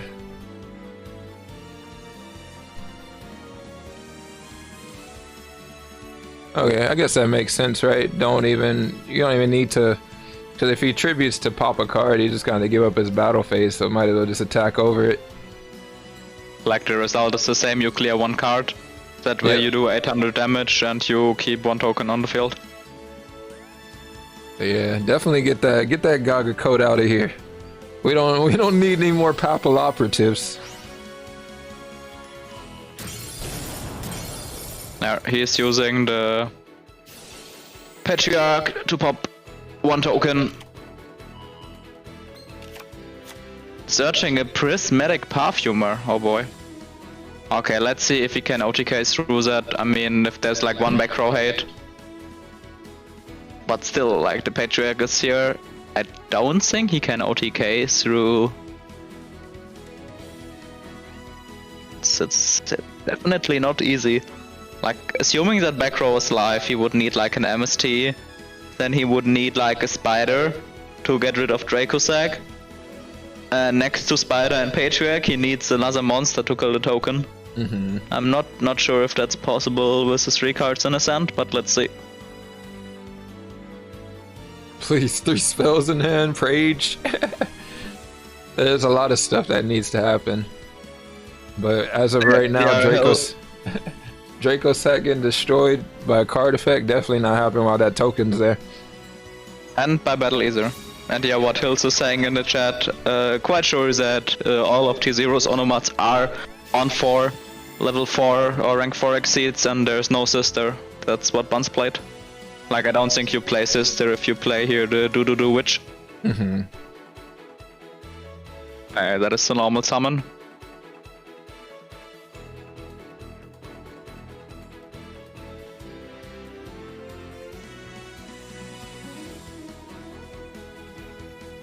Is that back row live? Is it a possible Karma cut with Hysteric Sign in the hand? We know one of the two cards in his hand is Perfumer, but no idea what the other one is and if the back row got any impact. Maybe it's a Book of Moon?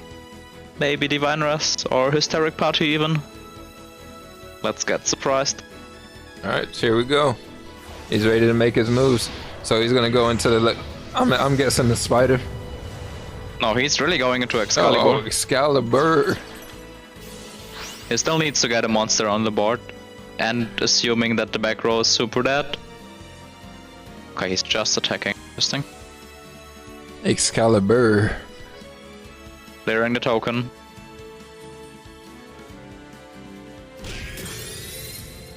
It's mainly depending on Gold's back row. It's not looking super terrible for either side, but like if Gold wants to do something, he needs to get rid of the Patriarch that's still got one exceed material.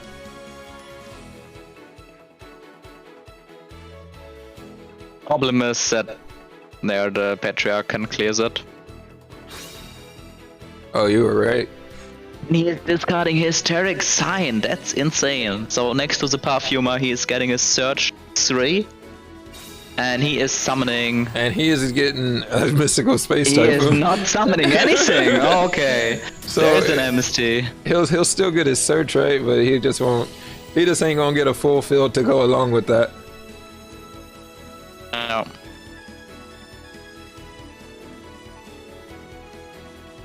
Nah, but still. Like, Perfumer in his hand, no matter how many Harpy cards he is adding here, I'm 99% sure he's not playing a second Pet Dragon and a second Dracossack, so Patriarch is the end boss here. Unless he top decks like, I don't know, like a Book of Moon or Lightning Vortex. Yeah, but him adding these multiple cards, that'll make that a little bit more possible, but yeah, that MST, it was super crucial. Yep. Very well played from Mazarak, reading the delay correctly. Yeah, right, that came straight out of his hand. He was like, Bro, imagine he top decks Lightning Vortex now, or draws Lightning Vortex with the Feather Rest. Oh, that'd be crazy. We cry.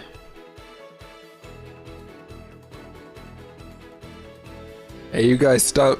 Hey, chat, cut it out. Stop breathing stuff into existence. So I mean, if Trap Dexter said yellow or drama, then there is no Lightning Vortex. Okay, Channeler discarding Harvest. Unfortunately, summoning Perfumer. Most likely he is gonna activate the effect of Patriarch now.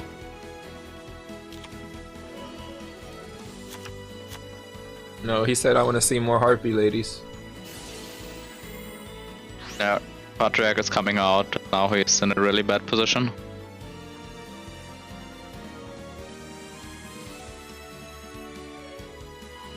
But there was a last effect of Patriarch. 2 materials are gone. At the end of this turn, the Excalibur is going down to 2k. So if there's a live back row, he can maybe survive the next turn.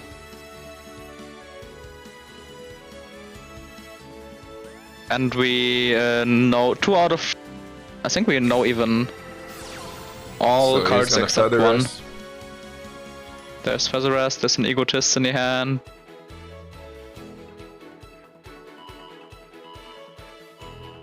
With the Perfumer, he searched. There's the Perfumer. Okay, he top decked the back row.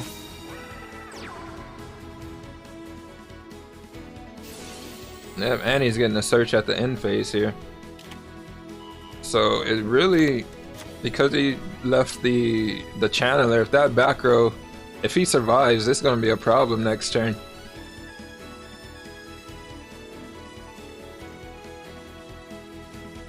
Still no Hatronate from Mazarak. We only saw 1 MST.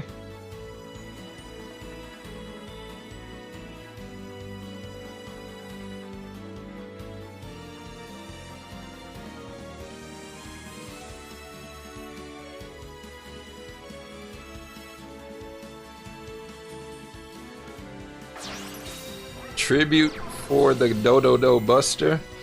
So his hidden effect activates, and he's gonna bring back the onomatopoeia. Oh yeah, tribute summoning the Buster, that's something you don't see often. And he's just going for damage. Let's see what Gold's back row is. Swallow's Nest? Swallow's Nest. Into what?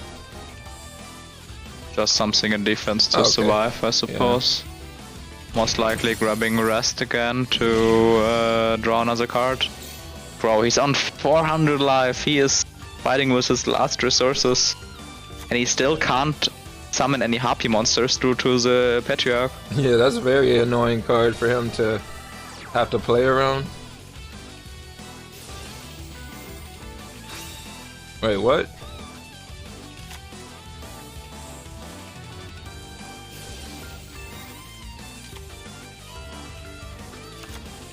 Okay, its effect is still active, right? Because he doesn't have any more targets, right? People are calling about Utopia Ray in the chat, but it doesn't look like Gold is playing that. Caster Stun. I mean, the Patriarch needed the target that it chose on the field to keep him locked out, if I wasn't mistaken. No.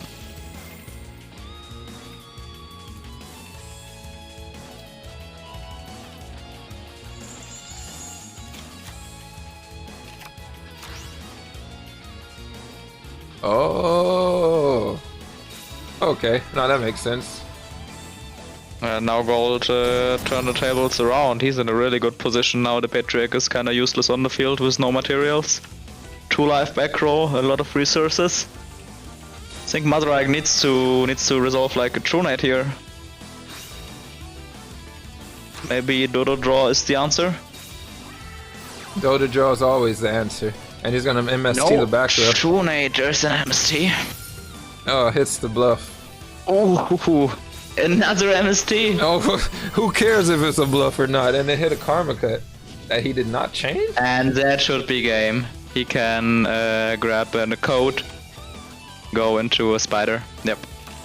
Wow. Having not chained the Karma second Cut? and it doesn't matter. Yeah, yeah. He had his second and his third MST right there. And that's enough to OTK. Sheesh.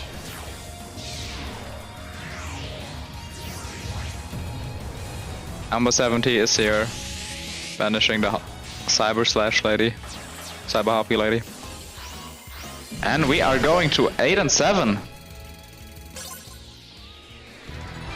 Master not going down without a fight. I feel it. So.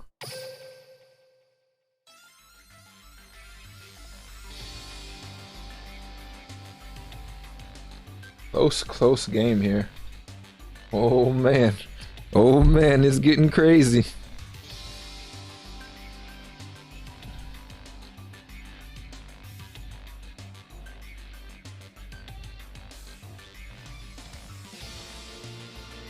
All right, they're already ready to go back in this.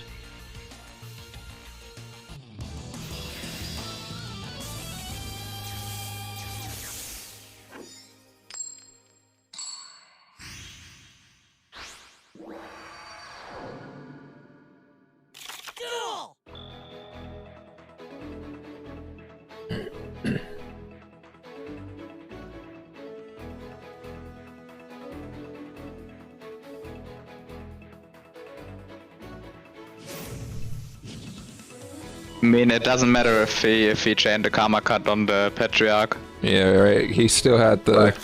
He just died to the spider. Yeah. I think what people are saying that his timer was maybe low the previous turn and that he didn't use the Egotist. Because he could have used or gotten more monsters on the field. And we have another Onomat Mirror. Jesus Christ. Right? They decided to just all start popping up towards the end. We saw triple MST from Mazarek on the 4-axis Onomat. We didn't saw True Nate, so maybe he plays double True Nate and triple MST. Oh yeah, my bad that he can't even use the Egotist.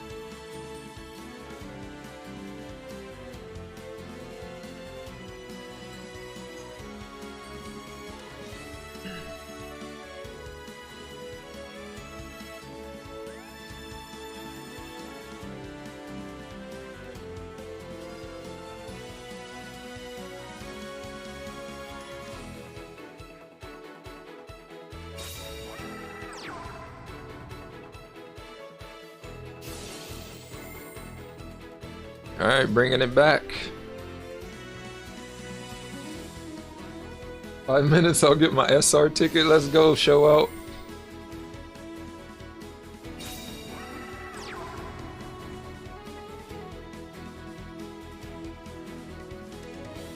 Going first here. Let's see if Masarai can OTK Drizzels.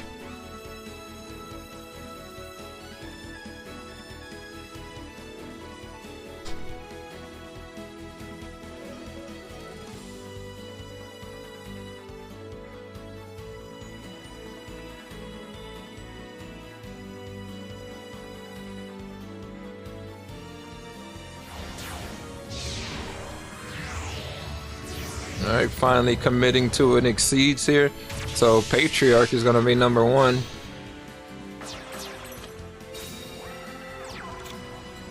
Yo, what's going on, Mumusadu? Oh boy, Moo in the chat, the Cyber Dragon expert. You already knowing. You're going first, Patriarch, back row, and the glove. It's actually pretty cool that he can target his own glove to destroy the opponent one. So let's see what Masarai is doing here. MST. So yeah, maybe you're right about that ratio. He is probably running 3 because he's opening that. He's drawing them a lot. And he destroys True Nate with MST. That's an interesting trait. So now he's going for the Ona meta play.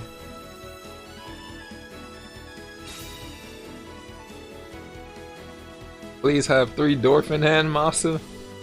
Is there? So he is gonna add the Go-Go glove. So maybe setting up a Do-Do draw play.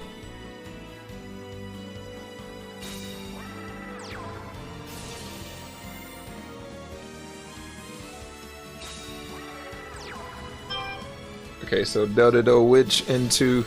Okay, he is gonna stop it.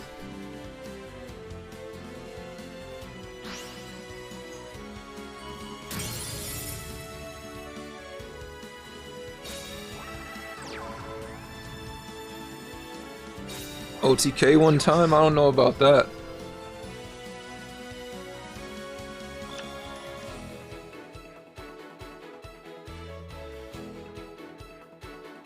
Sheesh, talk about locking him out of his plays.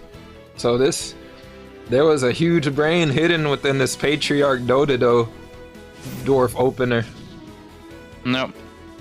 So I didn't even know that it was really effective in that aspect, but the glove must be a really important part of the 4-axis to be able to get locked out like that and not even be able to make some of your key plays.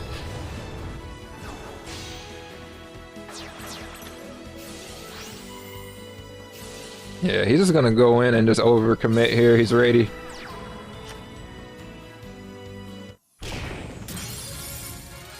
Looks like Masarai got like 2 MST face down, and that's game.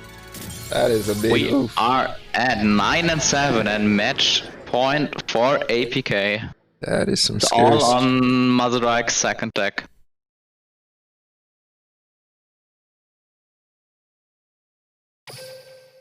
Alright, the suspense is on and gold is on match point. Match point APK. The pressure is on. What's a Master? What's up?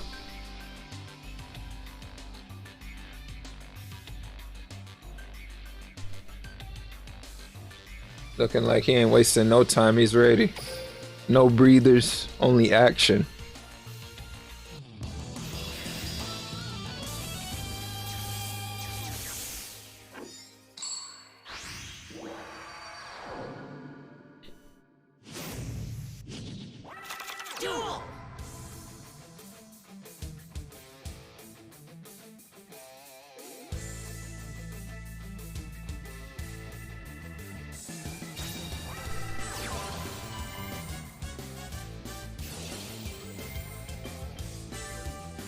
Gonna start off with that young perfumer. Smelling good.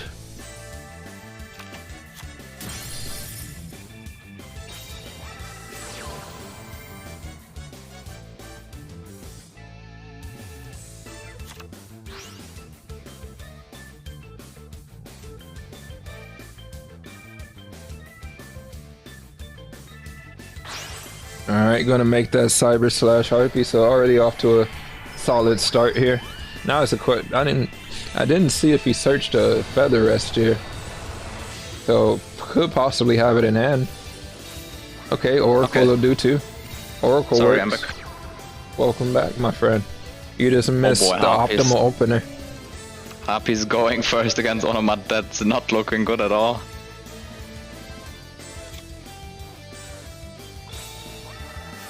True Nade. Now it looks good again for gold. So gonna have that True Nade opener. Will he have? Does have the Do draw.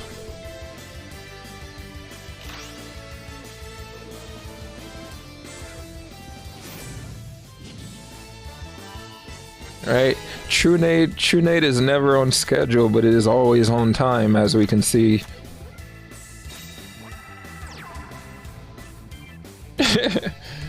That's exactly how it feels, Andy. So talk about a really strong opener here. He's got Gaga Gus for days, just Gaga Goo Goo Gaga blah blah. Has a full board here. That's game over. All he needs to do is like Spider Excalibur, Spider Samurai, whatever he wants to. The Patriarch. So, even that, whatever. He says only one Harpy Lady for you.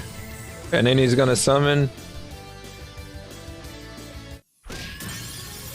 We can say congratulations to APK kicking out Tier 0 and going into the top 4, and they will face either Diffusion or SunClan next week. Yeah, that's super clean, man. Congratulations. There, APK played very well there, so yeah, it can't even be I would mad. say a deserved win, and let's see what they are capable of. In the whole season, maybe they can take it all. They're definitely gonna try their best. Sheesh. Talk about an epic game. Epic plays, epic deck matchups. I got gems, let's go. And everybody's all happy right now. Collect your rewards for placing your bets. Congrats. You guys are... Who's the richest person in chat right now? What is all you guys' winnings right now?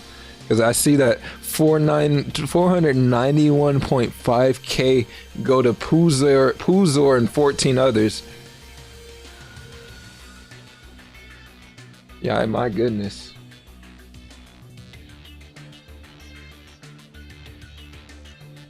Maybe we can get somebody from APK on the interview? Let's see.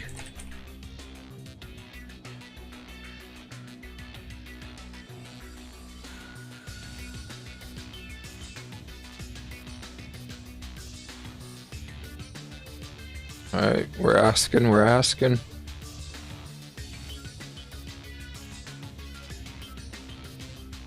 Maybe Bounces Up or K-Roar or so, since they both played a very, very big role here in the war. Same as Gold. Yeah, Greg saying it in the chat, they benched Jimmy their secret weapon and they still won 10-7.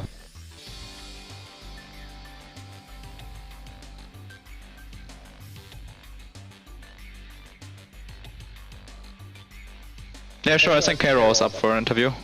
Heck yeah.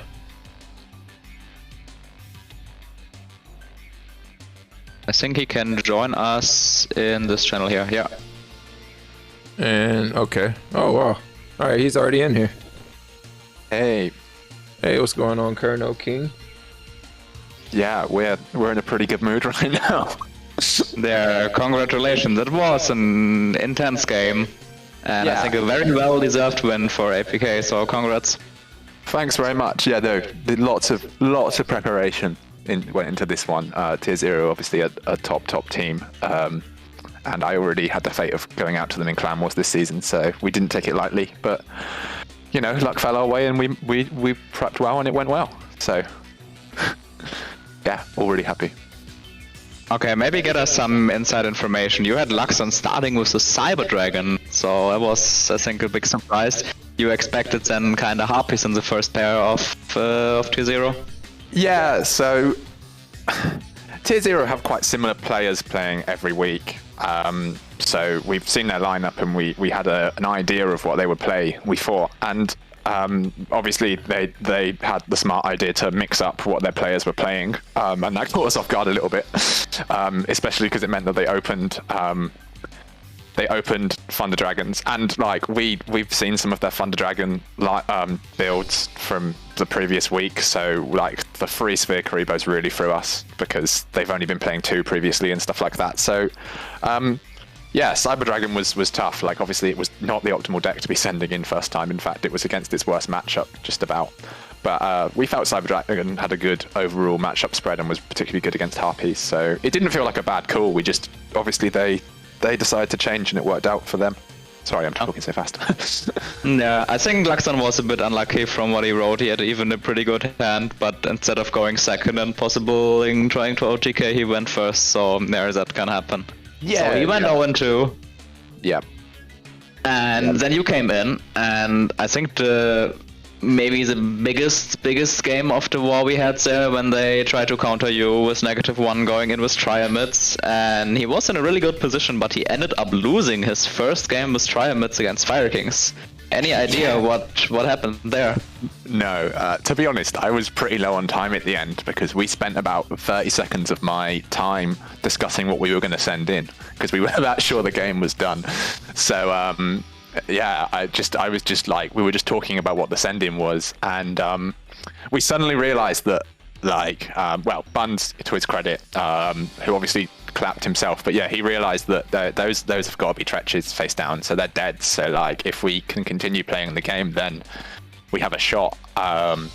So yeah, but that it was sort of just on autopilot, but we got lucky that Trimids, which is normally a really consistent deck, obviously just didn't draw what it needed. And yeah, we managed to grab the win, and it was huge. And like, obviously I lost the next one in about 10 seconds, but it didn't matter. That forcing that repeat was massive. So yeah, we were as shocked as everyone else was, I'm sure. Yeah, they really turned it around because since that game, Tier 0 was always one game behind, and they were always trying to not get the lead getting too big, always trying to send something in that most likely only took one deck out and then getting defeated. And yeah, they couldn't recover from that. Then we had some pretty interesting games with, at first, Harpies against Onomat. Like we saw Buns starting with the Pet Dragon and Dracosec. And we all thought, wow, that's a really good turn 1 against Onomats. And then they made the Night Papillo play and even OTK'd through the Dracosec token. I think that was maybe the most hype moment of the whole war. Yeah, the Papillo operative came out of nowhere.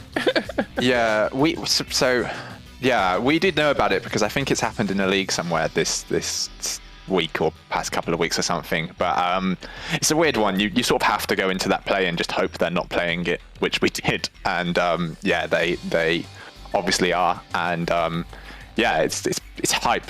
It's hype hitting for 4K in one attack, isn't it? So fair enough for them. But luckily, yeah, we managed to win the coin flip after that. That was, I think, the biggest games were the Onomat mirrors because they can really go either way. So that we won both of those. That sort of was the difference, really. You showed there that so-called 6-axis Onomat with like Bouncer and M7 axis kinda defeated the rank 4 Onomats there from Tier 0 side. So yeah, definitely a good decision to send in Buns there. Yeah, so we had a mix in Onomat, so I actually had the 4 Onomat build, but I never got to play it because I had to repeat. But Buns is obviously the Ono god, and he was happy with the 6 build. And I mean, we won the coin flip was the main reason for that game, to be honest. I think no matter what, 6 or 4, the winner of that matchup is probably going to be the winner of the coin flip. True. I mean, the only game where it was not the case was here at the end with Gold against Mazarek, where Gold went first and was making the Patriarch next to the glove, and Mazarek opened I think 3 attacks and couldn't do anything against that. Yeah. Gold also did a great job. by the way, seeing it out. He's been practicing really hard this week. So yeah, I don't know what to say other than, yeah, everything seemed to go right for us. There was a couple of times in this war where I thought we'd lost the game, and I was pretty sad. Well, not lost the entire game, but just lost one individual game. But we seem to manage to pull a few out of the bag. So yeah, really good game. I hope it was hype to watch. It was especially hype to watch. I want to see that again. Definitely. Good. But yeah. Okay, maybe are there any questions in the chat to Cairo since he is here? And I mean, I'm sure you're gonna watch the last top 8 game starting in around 2 hours with SunClan against Diffusion, since that's your opponent for next week, top 4. Yeah, definitely.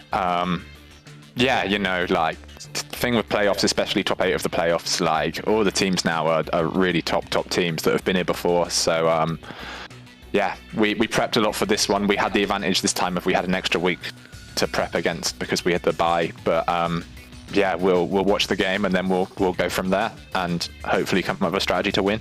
Yeah, I hope it's a strategy that involves crazy additions like how you guys added in the Papal Operative, or maybe some crazy lineup choice that just throws off the team entirely.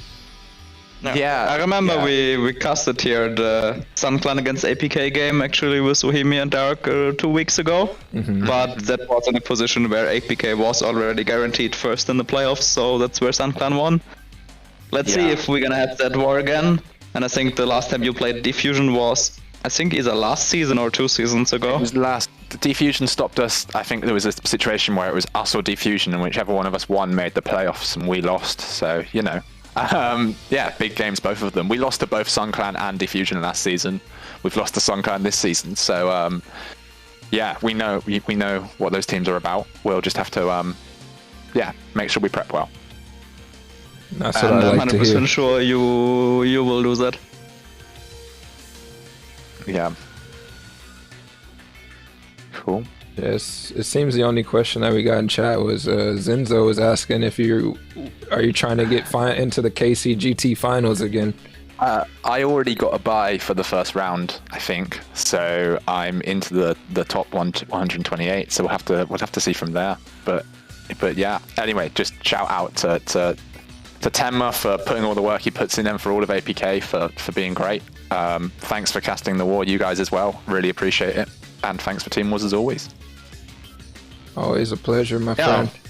It was a great war. Sorry for the small voice issues we had like in the middle of the war. I don't know what happened there, but luckily we could have fixed that pretty fast. And I think it was a great war.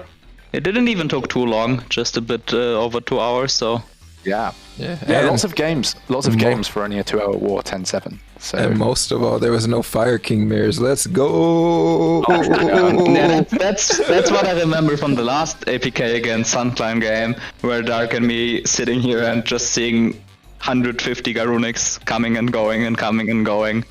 And yeah, we did some Fire King mirror practice this week. It takes about an hour and a half to play like 6 games, so that's actually why I put Alistair in, because I didn't want to be sitting there for no 4-hour wars. Definitely, no, that makes complete sense. And I think maybe the last thing I can ask something about. We saw today in the switcheroo against Duel Links Taiwan. In the last game, we actually saw Fire Kings with Alistair, what was kind of a big surprise since you usually don't see that in Team Wars, and you brought Alistair as well. And I think it won one game against Thunder Dragons after game against like the triple Spear Karibo. It's a weird one because that triple Spear Karibo game, maybe if I went Kiteroid, I could have stalled it out and played a bit better. So I'm kind of not sure if it was the right decision or not, because I feel like it almost lost me a game, but then it won me the next game, and then obviously got the free wins. So who knows? Alistair felt safe because we didn't expect free Spear Karibos. But yeah, I don't know if anyone's seen my deck lists, but I play Alistair more times than not, just because I don't know. I've always liked it as an alternative win con. Yeah, it makes your D-draw toolbox nice too. Yeah, and obviously the thing with Fire Kings is you have to make sure in Team Wars that they draw hand traps, so you win those matchups. So we've been messing around with a build for a long time. I nearly gave up on it, but luckily sort of final day, I found one that I liked and went with that, and it did well. So I assume that de-drawing into an Alistair is often a bit stronger than just de-drawing into Onslaught for Garunix. Yeah, definitely. Yeah. Okay, yeah, thanks for answering all the questions. It was really cool. And no worries. We are hyped for the next week, and I'm sure you're going to do a great job there as well. Yeah, great. Thanks, guys. Thanks a lot for casting. Cheers, everyone. And well done to Tier Zero as well. Definitely. Big shouts to Tier Zero holding it down, giving us great entertainment, great battles. And thank you, K-Ro, as well, for coming in here and answering all those questions. Do we have another game that's going on right now or anything of that sort? I think in 2 hours, so I suppose you want to raid somebody in between. I don't know if Xerix or Taha want to say something. Yeah, where my mods at in chat? Who we hosting? There's a few people on right now. We got Mood Trapper, we got Random Clocks with the Metal, looking like the Metal Weekly. Okay, so he's doing the Metal Weekly. Rated Twitch.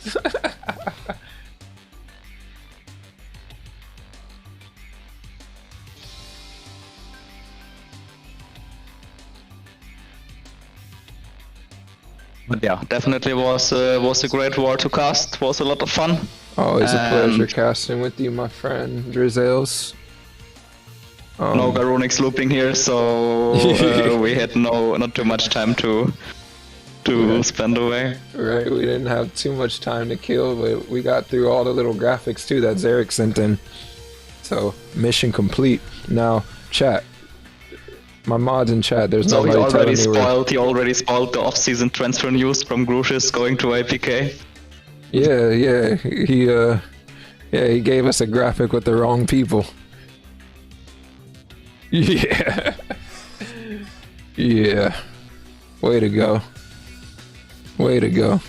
So, I guess there is nobody to host right now. Nobody's giving us the raid. So I'm gonna go ahead and end it here. And thank you everybody for coming out, because without you guys, Duel Links Team Wars are not possible. Oh, finally Xerix wants to show up. So in the meantime, I think there will be another game going on here in about 2 hours. So definitely be here if you don't want to miss it, or if you haven't already. Check out that young Discord channel. And the link is in the chat for you guys. And if you guys want to see more from me, you definitely can check me out at Duel Links Lounge on Twitch. But yeah, let's get this host going, and peace out everybody, and have a good rest of your weekend. DrkNFear signing out. Bye-bye. Bye-bye. And we are raiding random blocks. There we go. Alright. So while that raid goes, I will leave you guys out on the young trailer. Good night, everybody. Well, I say good day, everybody.